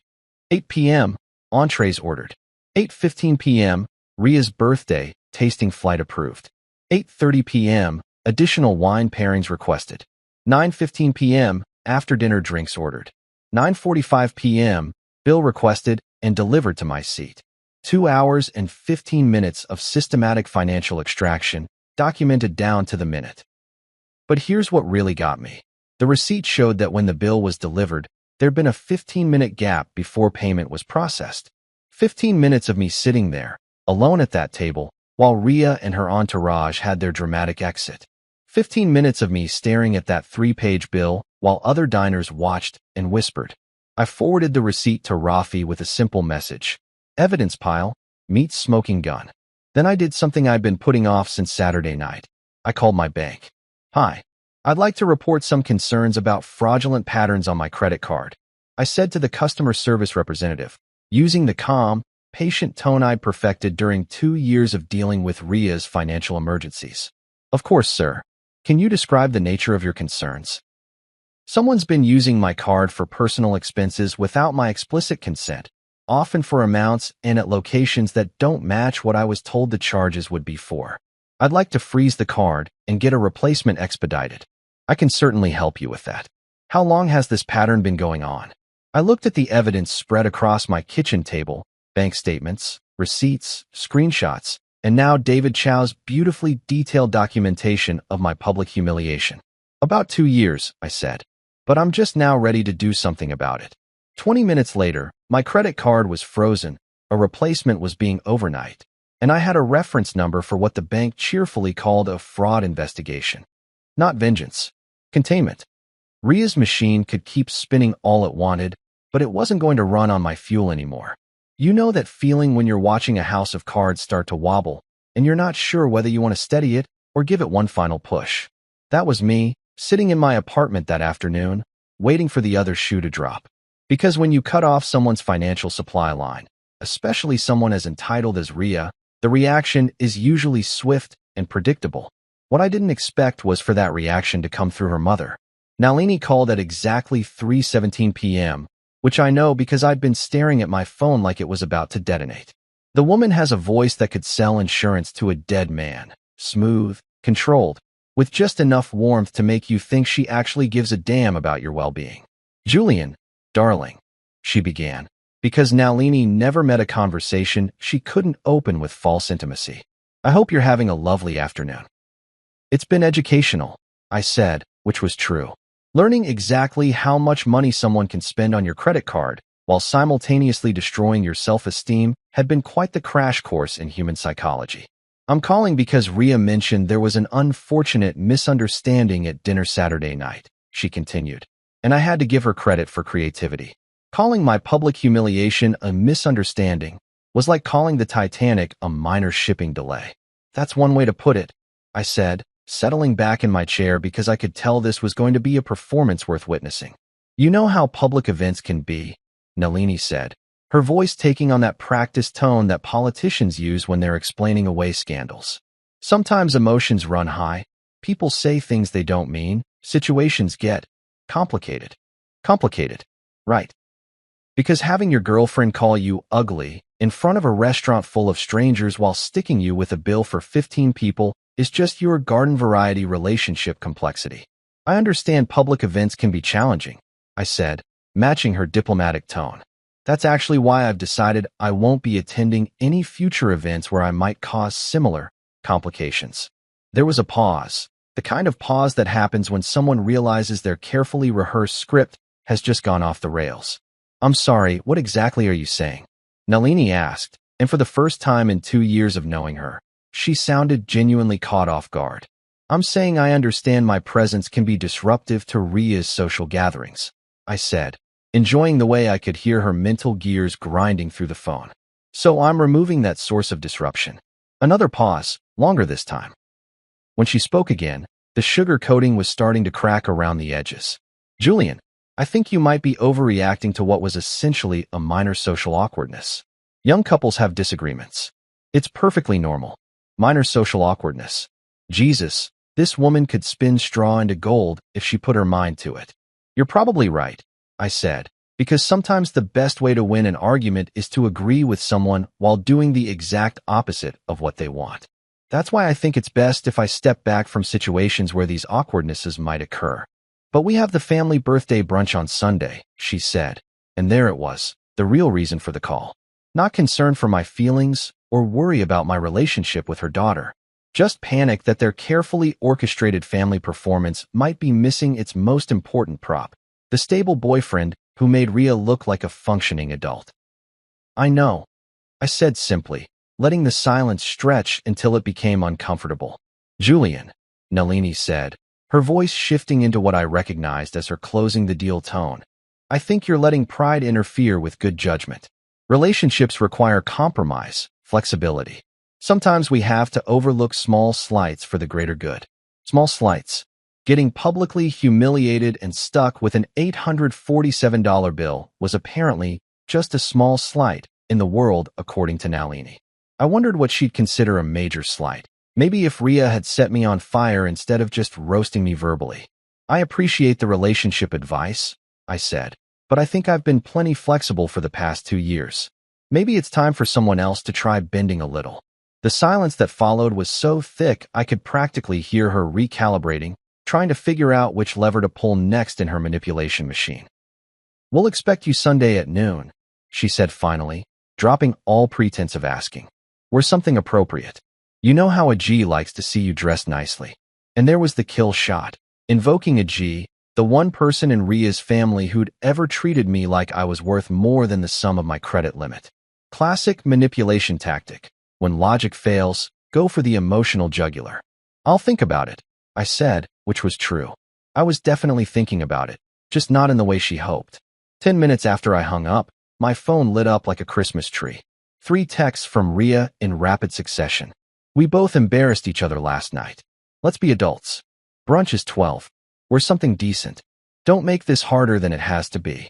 I stared at those messages, marveling at the sheer audacity. We both embarrassed each other. Like my sitting there quietly while she performed a masterclass in psychological warfare was somehow equivalent to her actually performing said masterclass. Let's be adults. Because nothing says mature adult behavior, like publicly calling your boyfriend ugly and then sticking him with the bill for your friend's champagne tower. Don't make this harder than it has to be. As if I was the one making things difficult by having the nerve to object to being treated like a human ATM with low self-esteem. I didn't respond to any of them.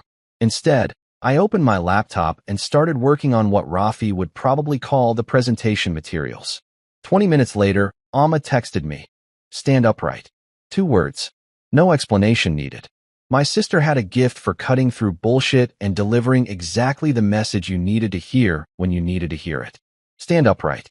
Don't slouch into their expectations. Don't bend yourself into shapes that make other people comfortable. An hour after that, Rafi sent me a folder link labeled Bridge. I clicked it open to find something beautiful in its simplicity. A clean, professional slideshow that told the story of the past 2 years in dates, payments, screenshots, and captions. No editorializing, no emotional manipulation, just facts arranged in chronological order like evidence in a court case. The final slide was my favorite. A simple summary showing total amounts, broken down by category. Restaurants, $12,847. Entertainment, $8,394. Personal services, $6,223. Emergency assistance, $11,500. Total investment in relationship, $39,964. $39,964. Almost 40 grand spent on someone who thought calling me ugly in public was acceptable relationship behavior. Rafi had included a note at the bottom of the folder. You won't need to speak much. Let the room read. I closed the laptop and looked around my apartment, really looked at it. $40,000 could have bought a lot of things. A decent used car. A down payment on a better place. 6 months of not worrying about rent. Instead, it had bought me 2 years of systematic humiliation and the privilege of being someone's emotional punching bag. But you know what $40,000 had also bought me? A crystal clear understanding of exactly what I was worth to these people, and more importantly, what I was worth to myself. Sunday brunch was going to be very interesting indeed. Sunday morning hit different. You know that feeling when you're about to do something that's going to change everything, and your body can't decide whether to be terrified or exhilarated. That was me, standing in front of my bathroom mirror at 10:30 a.m., looking at a guy who'd finally stopped apologizing for taking up space in the world. I'd slept exactly 4 hours, but I felt more awake than I had in 2 years. Funny how clarity works. Once you stop lying to yourself about what you're willing to accept, everything else becomes remarkably simple. The drive to Ria's family house took 23 minutes, which gave me just enough time to practice not giving a shit about whatever performance was waiting for me.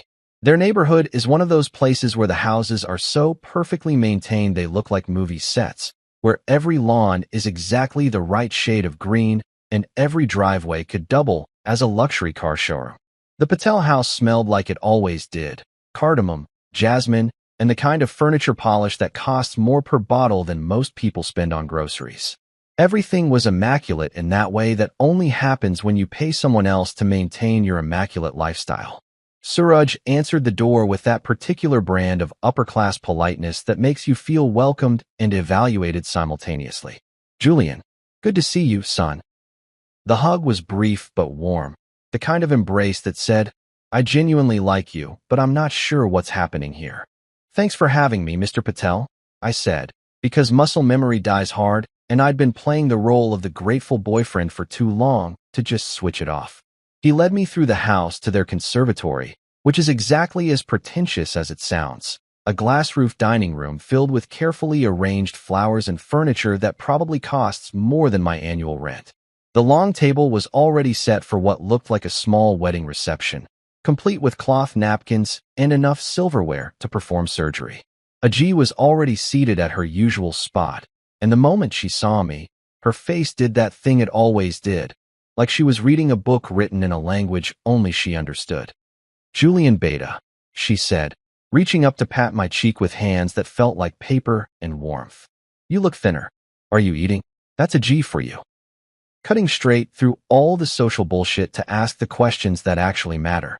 At 87 years old, she'd earned the right to say whatever she thought, and what she thought was usually more accurate than anyone else in the room. I'm eating fine, Ajay, I said, settling into the chair next to her, because that's where I always sat, and some habits are harder to break than others. She said, which in Ajay speak meant, I don't believe you, but I'll let it slide for now. Nalini appeared with her usual theatrical flourish, air kissing my cheeks, while somehow managing to assess my outfit, my posture, and my general compliance level all at once. "Julian, darling, so glad you could make it," she said, as if my attendance hadn't been a foregone conclusion in her mind. "Wouldn't miss it," I said, which was technically true. I wouldn't have missed this for the world, just not for the reasons she thought. Ria arrived at 12:17, which was actually early for her, trailing Victor and Talia like some kind of social media entourage. She looked flawless, of course, hair perfectly styled, makeup that probably took an hour, wearing a sundress that cost more than most people's monthly car payments. The kind of effortless perfection that requires tremendous effort to maintain. "Sorry we're late," she said, not sounding sorry at all. Traffic was insane. This was followed by the familiar dance of air kisses and strategic positioning, making sure Victor got the seat with the best lighting for whatever content Talia was planning to capture. She didn't sit next to me. Instead, she claimed the chair across the table, where she could maintain eye contact while staying safely out of reach. Smart positioning for what she probably thought was going to be another performance of Julian's public rehabilitation. Brunch proceeded exactly as these things always did, a careful choreography of family dynamics disguised as a meal. Suraj talked about his latest business venture. Nalini discussed her charity work. Victor managed to work his cryptocurrency investments into every conversation, and Talia documented it all with the dedication of a war correspondent. The food was gorgeous, of course. Perfectly arranged fruit, artisanal pastries, organic, everything sourced from places that probably had their own publicists. The kind of spread that screams, "We have money and we want you to know it," while somehow maintaining the illusion of casual family togetherness. I ate quietly, answered when spoken to, and waited. Patience, I'd learned, was my secret weapon. When you're dealing with people who can't stand silence, sometimes the best strategy is to just wait. When the toast started, I knew we were getting close to showtime. Suraj raised his glass first, offering some generic blessing about family and health. Nalini followed with something about gratitude and new beginnings. Then Ria stood up, her glass catching the light streaming through the conservatory roof.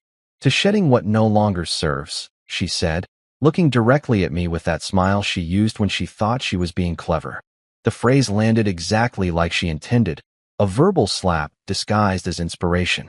Several sets of eyes slid my way, waiting to see how I'd react to being publicly categorized as something that no longer served her purposes.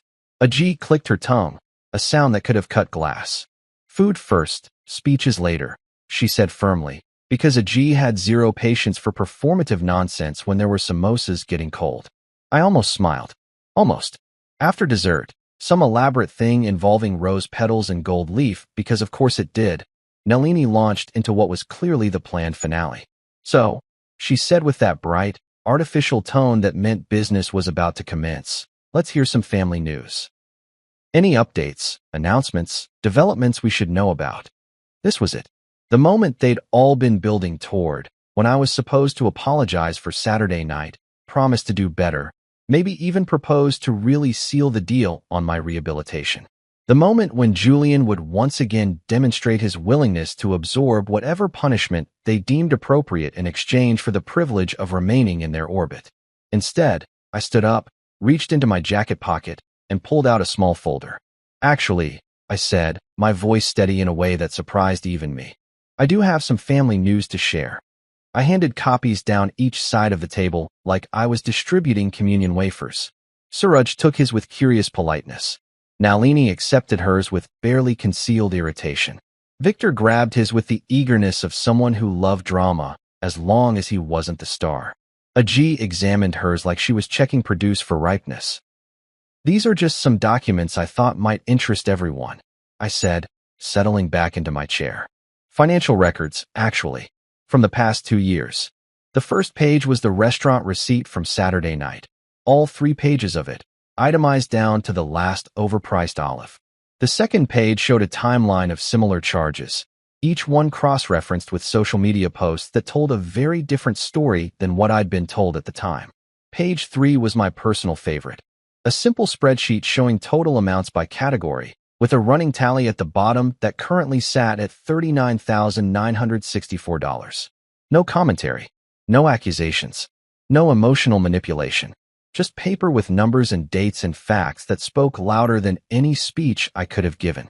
The silence that followed was the kind you usually only hear right before something very expensive breaks. Suraj's eyebrows had climbed halfway to his hairline.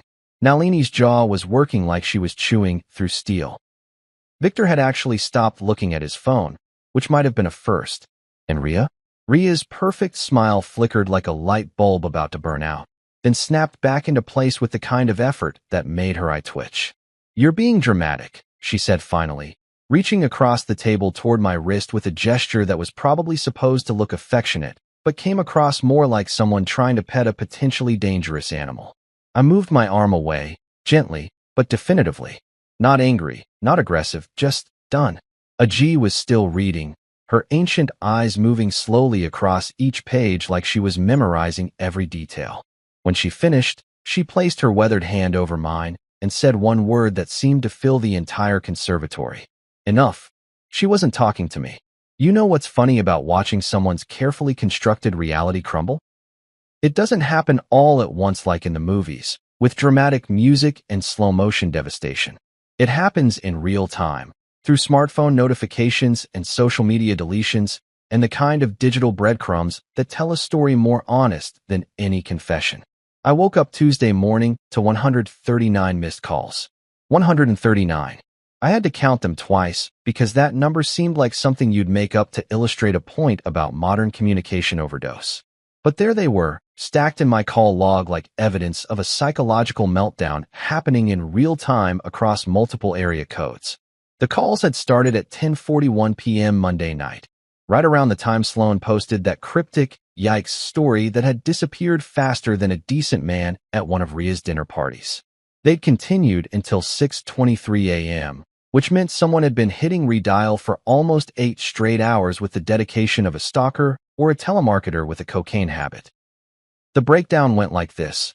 Ria had called 73 times. 73. That's not desperation. That's a complete psychological break with reality disguised as persistence. Nalini had managed a respectable 21 attempts, while Suraj had shown more restraint with only 14 calls. Though knowing him, he'd probably been pacing his study and muttering in 3 languages while his wife worked her way through the contact list. Victor had called 18 times, which was about 17 more times than we'd ever spoken in 2 years of pretending to be friendly. Talia had managed 12 attempts, probably between editing Instagram stories and figuring out how to distance herself from whatever nuclear fallout was heading Ria's direction. The real surprise was Gideon. 2 calls from his office number and 1 from what I assumed was his personal cell. Gideon never called anyone directly. The man had assistants to schedule his bathroom breaks. If he was personally dialing my number, something significant had shifted in the corporate ecosystem. But the call that really caught my attention was from Mr. Chow at the restaurant. Because apparently, in the midst of this digital meltdown, someone had called Lumiere asking about Saturday night's receipt. Someone desperate enough to contact a restaurant staff about documentation they'd already provided to a customer who'd been publicly humiliated at their establishment. That level of panic suggested that my little presentation at Sunday brunch had done more damage than even I'd anticipated. I made coffee, the good stuff this time, because when your ex-girlfriend has a complete breakdown that generates 139 missed calls, you celebrate with beans that cost more than $3 a pound, and started working through the voicemail messages in chronological order. 10:41 p.m. Ria. Julian, what the fuck did you do? Gideon wants to see me first thing tomorrow, and he's asking questions about Mira and some bullshit about stolen work. Call me back. Now. 10:47 p.m. Ria, I know you're there. Pick up the fucking phone. Whatever game you think you're playing, it stops now. I'm serious, Julian. This isn't funny anymore. 10:52 p.m. Nalini. Julian, darling, I think there's been some kind of misunderstanding at Ria's work. Perhaps we could all sit down and discuss this like mature adults? Family is family, after all. 10:58 p.m. Ria, you pathetic little worm. You think you can destroy my career because your feelings got hurt? You think anyone cares about your sad little spreadsheets and your victim complex? The messages continued in this vein for hours, cycling through denial, anger, bargaining, more anger, threats, pleading, and eventually a kind of dissociative rambling that sounded like someone having a conversation with reality and losing badly. By 2 a.m., Ria's voice had gone hoarse from screaming into voicemail. You don't understand what you've done. I have worked so fucking hard to get where I am. I have sacrificed everything for this job, for this life, and you're going to ruin it all. Because what? Because I called you ugly at dinner? Because I hurt your precious little feelings. 3:17 a.m. brought a moment of clarity. Julian, please. I know I said some things I shouldn't have. I know I haven't been fair. But this is my career we're talking about. My entire future. Can't we work something out? Can't we be adults about this? But by 4:33 a.m., she was back to pure rage. I will fucking destroy you. Do you hear me? I will make sure everyone knows what kind of person you really are. Petty, vindictive, pathetic. A man who can't handle being with a woman who's more successful than he is. The most telling message came at 5:46 a.m., when her voice had gone flat and exhausted. I loved you. I actually loved you. And this is how you repay me? By stabbing me in the back the first chance you get? I gave you everything, Julian. I brought you into my world, introduced you to my friends, shared my life with you. And this is how you thank me. I had to replay that 3 times, because the cognitive dissonance was so complete it felt like listening to someone describe a completely different relationship. She'd loved me. She'd given me everything. She'd shared her life with me. The woman who'd called me ugly in public, who'd systematically drained my bank account, who'd treated me like an embarrassing accessory she couldn't quite bring herself to get rid of. That woman thought she'd been generous with her affection? It was like listening to someone describe the color blue as red with complete conviction, so confident in their alternate reality that they couldn't conceive of anyone disagreeing with them. The voicemails from her family were more diplomatic, but no less revealing. Nalini's messages started with concern and escalated to barely concealed threats about reputation and consequences and what happens to people who bite the hand that feeds them. Suraj's calls were more direct, disappointment, confusion, and a growing edge of anger as he realized that the quiet, respectful man he'd welcomed into his family had been systematically documenting his daughter's behavior. Victor's messages were pure damage control. Dude, I don't know what your end game is here, but you need to think about what you're doing. Ria's got friends, Julian. Important friends. This isn't going to end the way you think it's going to end. But it was Talia's messages that really painted the picture of a social ecosystem in full collapse. Her first call was confusion. Julian, what's happening? Everyone's freaking out, and no one's telling me why. By her fourth call, she was in full self-preservation mode. Look, I don't know what went down between you and Ria, but I need to protect my brand here. I can't be associated with whatever drama this is turning into. The machine was sputtering, just like I'd hoped. When your entire social structure is built on image and perception, the truth landing in the wrong place at the wrong time can bring down the whole ecosystem faster than a house of cards in an earthquake. I spent the morning systematically blocking numbers and deleting voicemails, keeping only the most illuminating examples from my own records. Not because I planned to use them. I'm not that vindictive, but because sometimes you need proof that you didn't imagine how crazy someone can get when their carefully maintained facade starts cracking. At 11:30 a.m., my phone rang with a number I didn't recognize. I almost didn't answer, assuming it was another member of Ria's panic network calling from a borrowed phone. But something made me pick up. Julian Martinez? The voice was professional, calm, completely unlike the hysteria I'd been fielding all morning. Yeah, that's me. This is David Chun. I'm an attorney with Morrison, Klein & Associates. I represent Gideon Morrison and his firm. Mr. Morrison asked me to reach out to you regarding some documentation you provided yesterday evening. My stomach did a little flip, because having a lawyer call you is never a good sign, even when you're pretty sure you haven't done anything illegal. Okay, I said, because sometimes the best response is to shut up and let the other person talk first. Mr. Morrison wanted me to thank you for bringing certain irregularities to his attention. The documentation you provided regarding Ms. Patel and her former employee has been very illuminating. He also wanted to assure you that your cooperation in this matter is appreciated and will be kept confidential. Translation: Gideon had looked at Myra's evidence, realized he had a serious problem on his hands, and was now in full damage control mode. Thanking me for my cooperation was lawyer speak for "please don't sue us or talk to reporters." Is Mira okay? I asked, because that was really the only part of this situation I actually cared about. Miss Chun? Yes, she's fine. In fact, Mr. Morrison has asked me to extend an offer for her to return to the firm in a more appropriate position, with a significant adjustment to her compensation package. Apparently, her work was quite impressive once it was properly attributed. I almost smiled. Mira was going to be fine. Better than fine, probably. Companies that get caught stealing from their employees tend to be very generous when they're trying to avoid lawsuits and bad publicity. And Ms. Patel? There was a pause that told me everything I needed to know. Ms. Patel's employment status is being reviewed. I'm not at liberty to discuss the details, but I can say that Mr. Morrison takes these matters very seriously. Ria was done. Not just fired, probably being investigated, possibly facing legal action, definitely persona non grata in the professional world she'd worked so hard to dominate. The woman who'd built her career on stolen work and systematic manipulation had finally met someone who cared more about documentation than reputation. After I hung up, I sat in my kitchen looking at my phone, which had mercifully stopped ringing for the first time in 18 hours. The apartment felt different, lighter, somehow, like a pressure I hadn't realized I'd been carrying had suddenly lifted. I thought about Ria, probably sitting in her perfect apartment, staring at her perfect phone, watching her perfect life collapse one deleted Instagram story at a time. Part of me, a very small part, almost felt sorry for her. She'd never learned the difference between being loved and being tolerated, between earning respect and demanding it, between building something real and just performing success until everyone believed the performance. But mostly, I felt relief.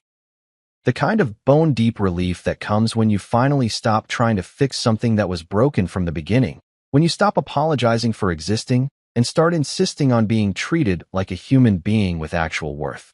My phone buzzed once more, a text from Alma. Heard through the grapevine that someone's having a very bad day. You okay?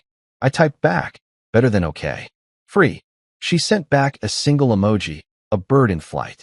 That evening, I took the white lilies, which had somehow managed to stay beautiful despite everything that had happened since I'd brought them home, to the park and left them by the pond. Not for Ria, not as some gesture of forgiveness or closure, just for no one in particular, because beautiful things deserve to exist without having to justify themselves or prove their worth to anyone. I walked home lighter than I'd felt in 2 years. Not victorious. Victory implies there was some kind of contest, and this hadn't been a contest. It had been an education, a long overdue lesson in what happens when someone mistakes patience for weakness, kindness for stupidity, and love for permission to treat another human being like disposable entertainment. The truth, I discovered, wasn't something you had to fight for or argue about or justify to anyone. You just had to stop hiding from it, stop making excuses for it, stop pretending it wasn't there. Everything else took care of itself. The thing about not chasing people who are actively self-destructing is that it gives you an incredible amount of mental real estate to work with. While Ria was apparently calling every number in her contacts list like some kind of emotional telemarketer, having a complete breakdown, I was discovering what it felt like to wake up without that low-grade anxiety that had become my normal background noise for the past 2 years. Wednesday morning hit different. No phantom phone buzzing. No wondering what fresh humiliation the day would bring. No mentally calculating whether I could afford whatever emergency Ria would inevitably manufacture by lunchtime. Just coffee, actual breakfast instead of stress-induced starvation, and the weird luxury of not having to manage someone else's emotions before I'd even brushed my teeth. I had exactly one item on my agenda for the day, and it was something I'd been putting off since Sunday. Returning the engagement ring. Yeah, there was an engagement ring. Because apparently, somewhere in the middle of being systematically drained and publicly humiliated, I'd convinced myself that the solution to dating someone who treated me like a human ATM was to legally bind myself to her forever. The ring was sitting in a small velvet box in my sock drawer, where it had been hiding like a guilty secret since I'd bought it 3 weeks ago. 3 weeks ago, when I was still operating under the delusion that Ria's cruelty was just a phase, that her casual abuse was somehow evidence of intimacy, that if I just proved my commitment thoroughly enough, she'd magically transform into someone capable of basic human decency. The ring had cost me 4 months of car payments and 6 months of eating ramen for lunch, but I convinced myself it was an investment in our future. Because that's what you do when you're so deep in someone else's dysfunction that you mistake suffering for love. You double down, you escalate, you throw good money after bad while telling yourself that this time will be different. Looking at that little velvet box now was like looking at evidence of temporary insanity. What kind of man proposes to someone who calls him ugly in public? What kind of future was I planning to build with someone who saw my generosity as weakness and my kindness as stupidity? But that was the old Julian. The guy who thought he could love someone into treating him better, who confused patience with masochism, who believed that accepting abuse was somehow noble. The new Julian, the one who discovered that standing up for himself didn't actually cause the world to end, had different priorities. I called a G first, because she was the only person in Ria's family who'd ever treated me like I was worth more than my credit limit. A G. It's Julian, I said when she answered on the second ring. Beta, she said, and I could hear the relief in her voice. I was hoping you would call. Are you all right? I'm good, I said, and realized it was true. Actually, I'm better than I've been in a long time. But I wanted to ask you something. I have something that belongs to your family, and I'd like to return it this afternoon. Would that be okay? There was a pause, the kind that happens when someone who's lived 87 years instantly understands exactly what you're talking about without you having to explain it. Of course, Beta. Would you like to come for tea? We can sit in the garden. That would be nice, I said, because Ajiz's garden was probably the only place in the Patel house where I could have a conversation without feeling like I was being evaluated by a panel of judges. Julian, she said before I could hang up. Yeah, Ajiz. Thank you for being honest. It takes courage to tell the truth when everyone around you is living in lies. I hung up feeling lighter already, like I'd just received absolution from the one person whose opinion actually mattered in this whole mess. The rest of the morning was dedicated to what I was mentally calling Operation Clean Slate, the systematic removal of Ria from my life in all its tedious, practical details. I called my bank to confirm the final closure of the compromised credit card and to remove her as an authorized user on my account. The customer service representative was so helpful I almost felt bad for her. She had no idea she was assisting in the financial equivalent of a witness protection program. I signed the cancellation paperwork for the gym membership I'd never used but had maintained because Ria liked their towels and their smoothie bar and the way she could post Instagram stories about couples' workouts while I sat in my car in the parking lot reading a book. $68 a month for 2 years, just so she could have access to towels that were apparently softer than the ones normal people used. Then I tackled the hardest part, packing up her things. 2 years of someone gradually colonizing your space leaves a lot of archaeological evidence. Her expensive face cream in my bathroom medicine cabinet. Her yoga mat rolled up in my closet like some kind of exercise-themed accusation. A drawer full of designer underwear that cost more per piece than I usually spent on a week's worth of groceries. I packed everything carefully, methodically, like I was curating a museum exhibit about the life and times of a relationship that should have ended 18 months earlier. Each item went into neat boxes labeled with her name and the date, because even when I'm removing someone toxic from my life, I apparently can't help but be organized about it. The hardest thing to pack was a framed photo from last Christmas, Ria and me at her family's holiday party, both of us smiling like we were auditioning for a stock photo about successful young couples. She looked radiant. I looked grateful to be included, and anyone looking at the picture would have assumed we were disgustingly happy together. What the photo didn't show was that it had been taken 10 minutes after she'd hissed at me for embarrassing her by talking to her cousin about my job, because apparently being a high school teacher was too pedestrian to discuss at family gatherings. The smile on my face in that picture was 90% relief that she was speaking to me again and 10% the kind of desperate hope that makes you accept behavior you'd never tolerate from a stranger. I put the photo in the box face down, because even though I was done with Ria, I wasn't quite ready to look at visual evidence of my own willful blindness. By 2 p.m., I had 3 boxes stacked by my front door, each one representing a different category of items she'd left behind. Clothes, toiletries, and what I was generously calling miscellaneous personal effects, but was really expensive shit I couldn't afford to replace if she decided to claim I'd stolen it.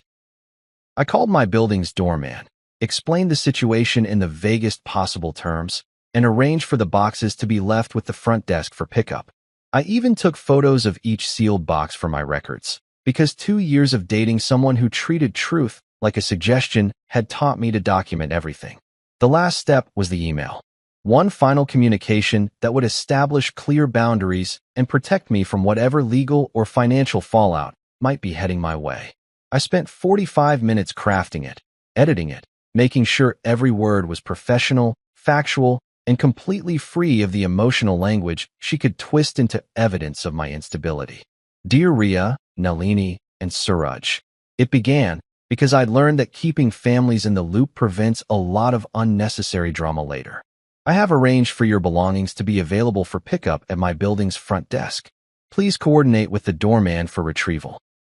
Regarding the financial discrepancies we discussed on Sunday, I have prepared a repayment schedule for the portions charged to my accounts that appear to have been for personal rather than shared expenses. This schedule reflects a reasonable timeline for reimbursement and is based on documented charges with supporting evidence.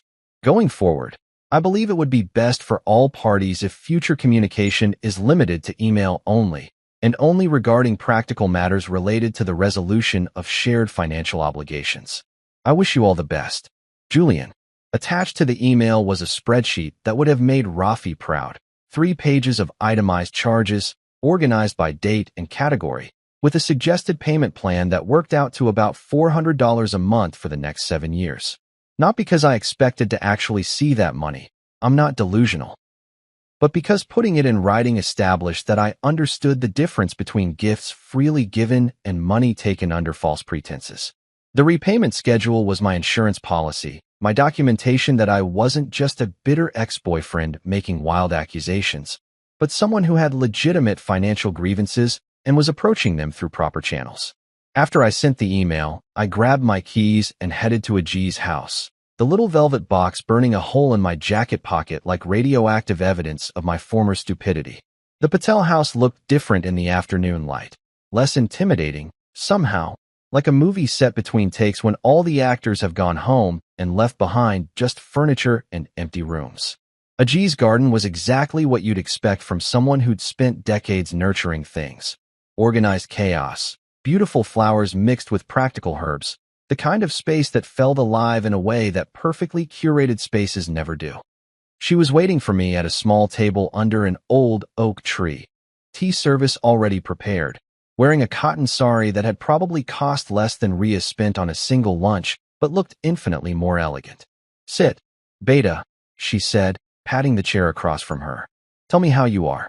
I'm learning, I said, accepting the cup of tea she poured with hands that were steady for the first time in weeks.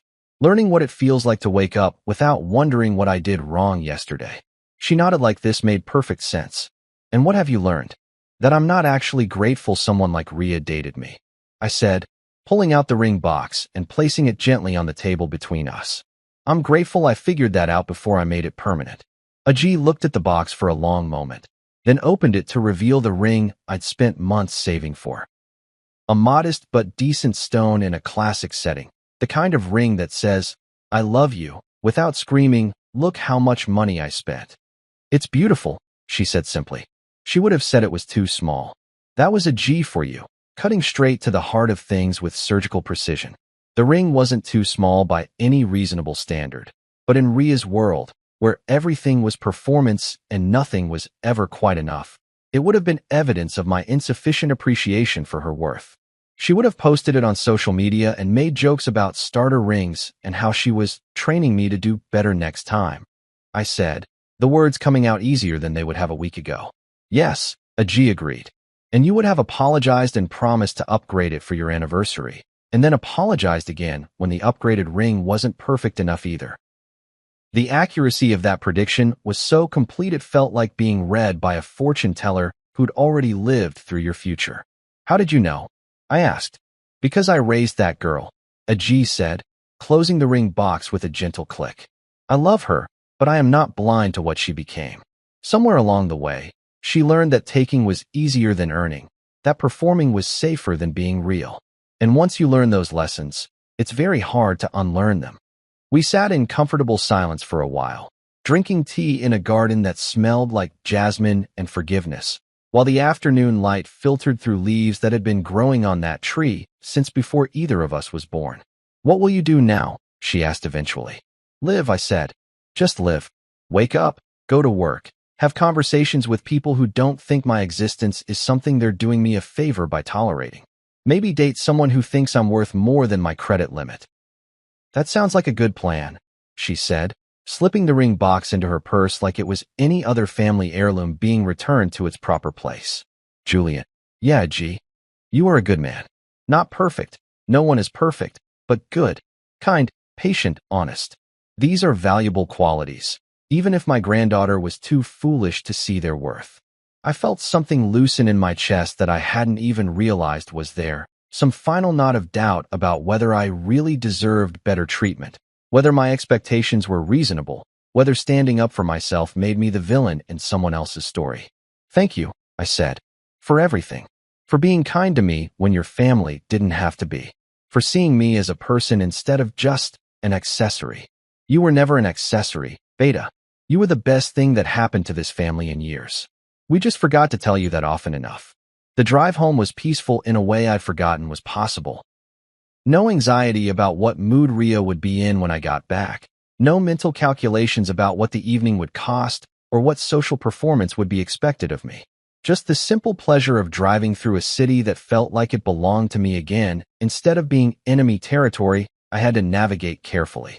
That evening, I did something I hadn't done in 2 years. I ordered pizza and watched a movie that I actually wanted to see.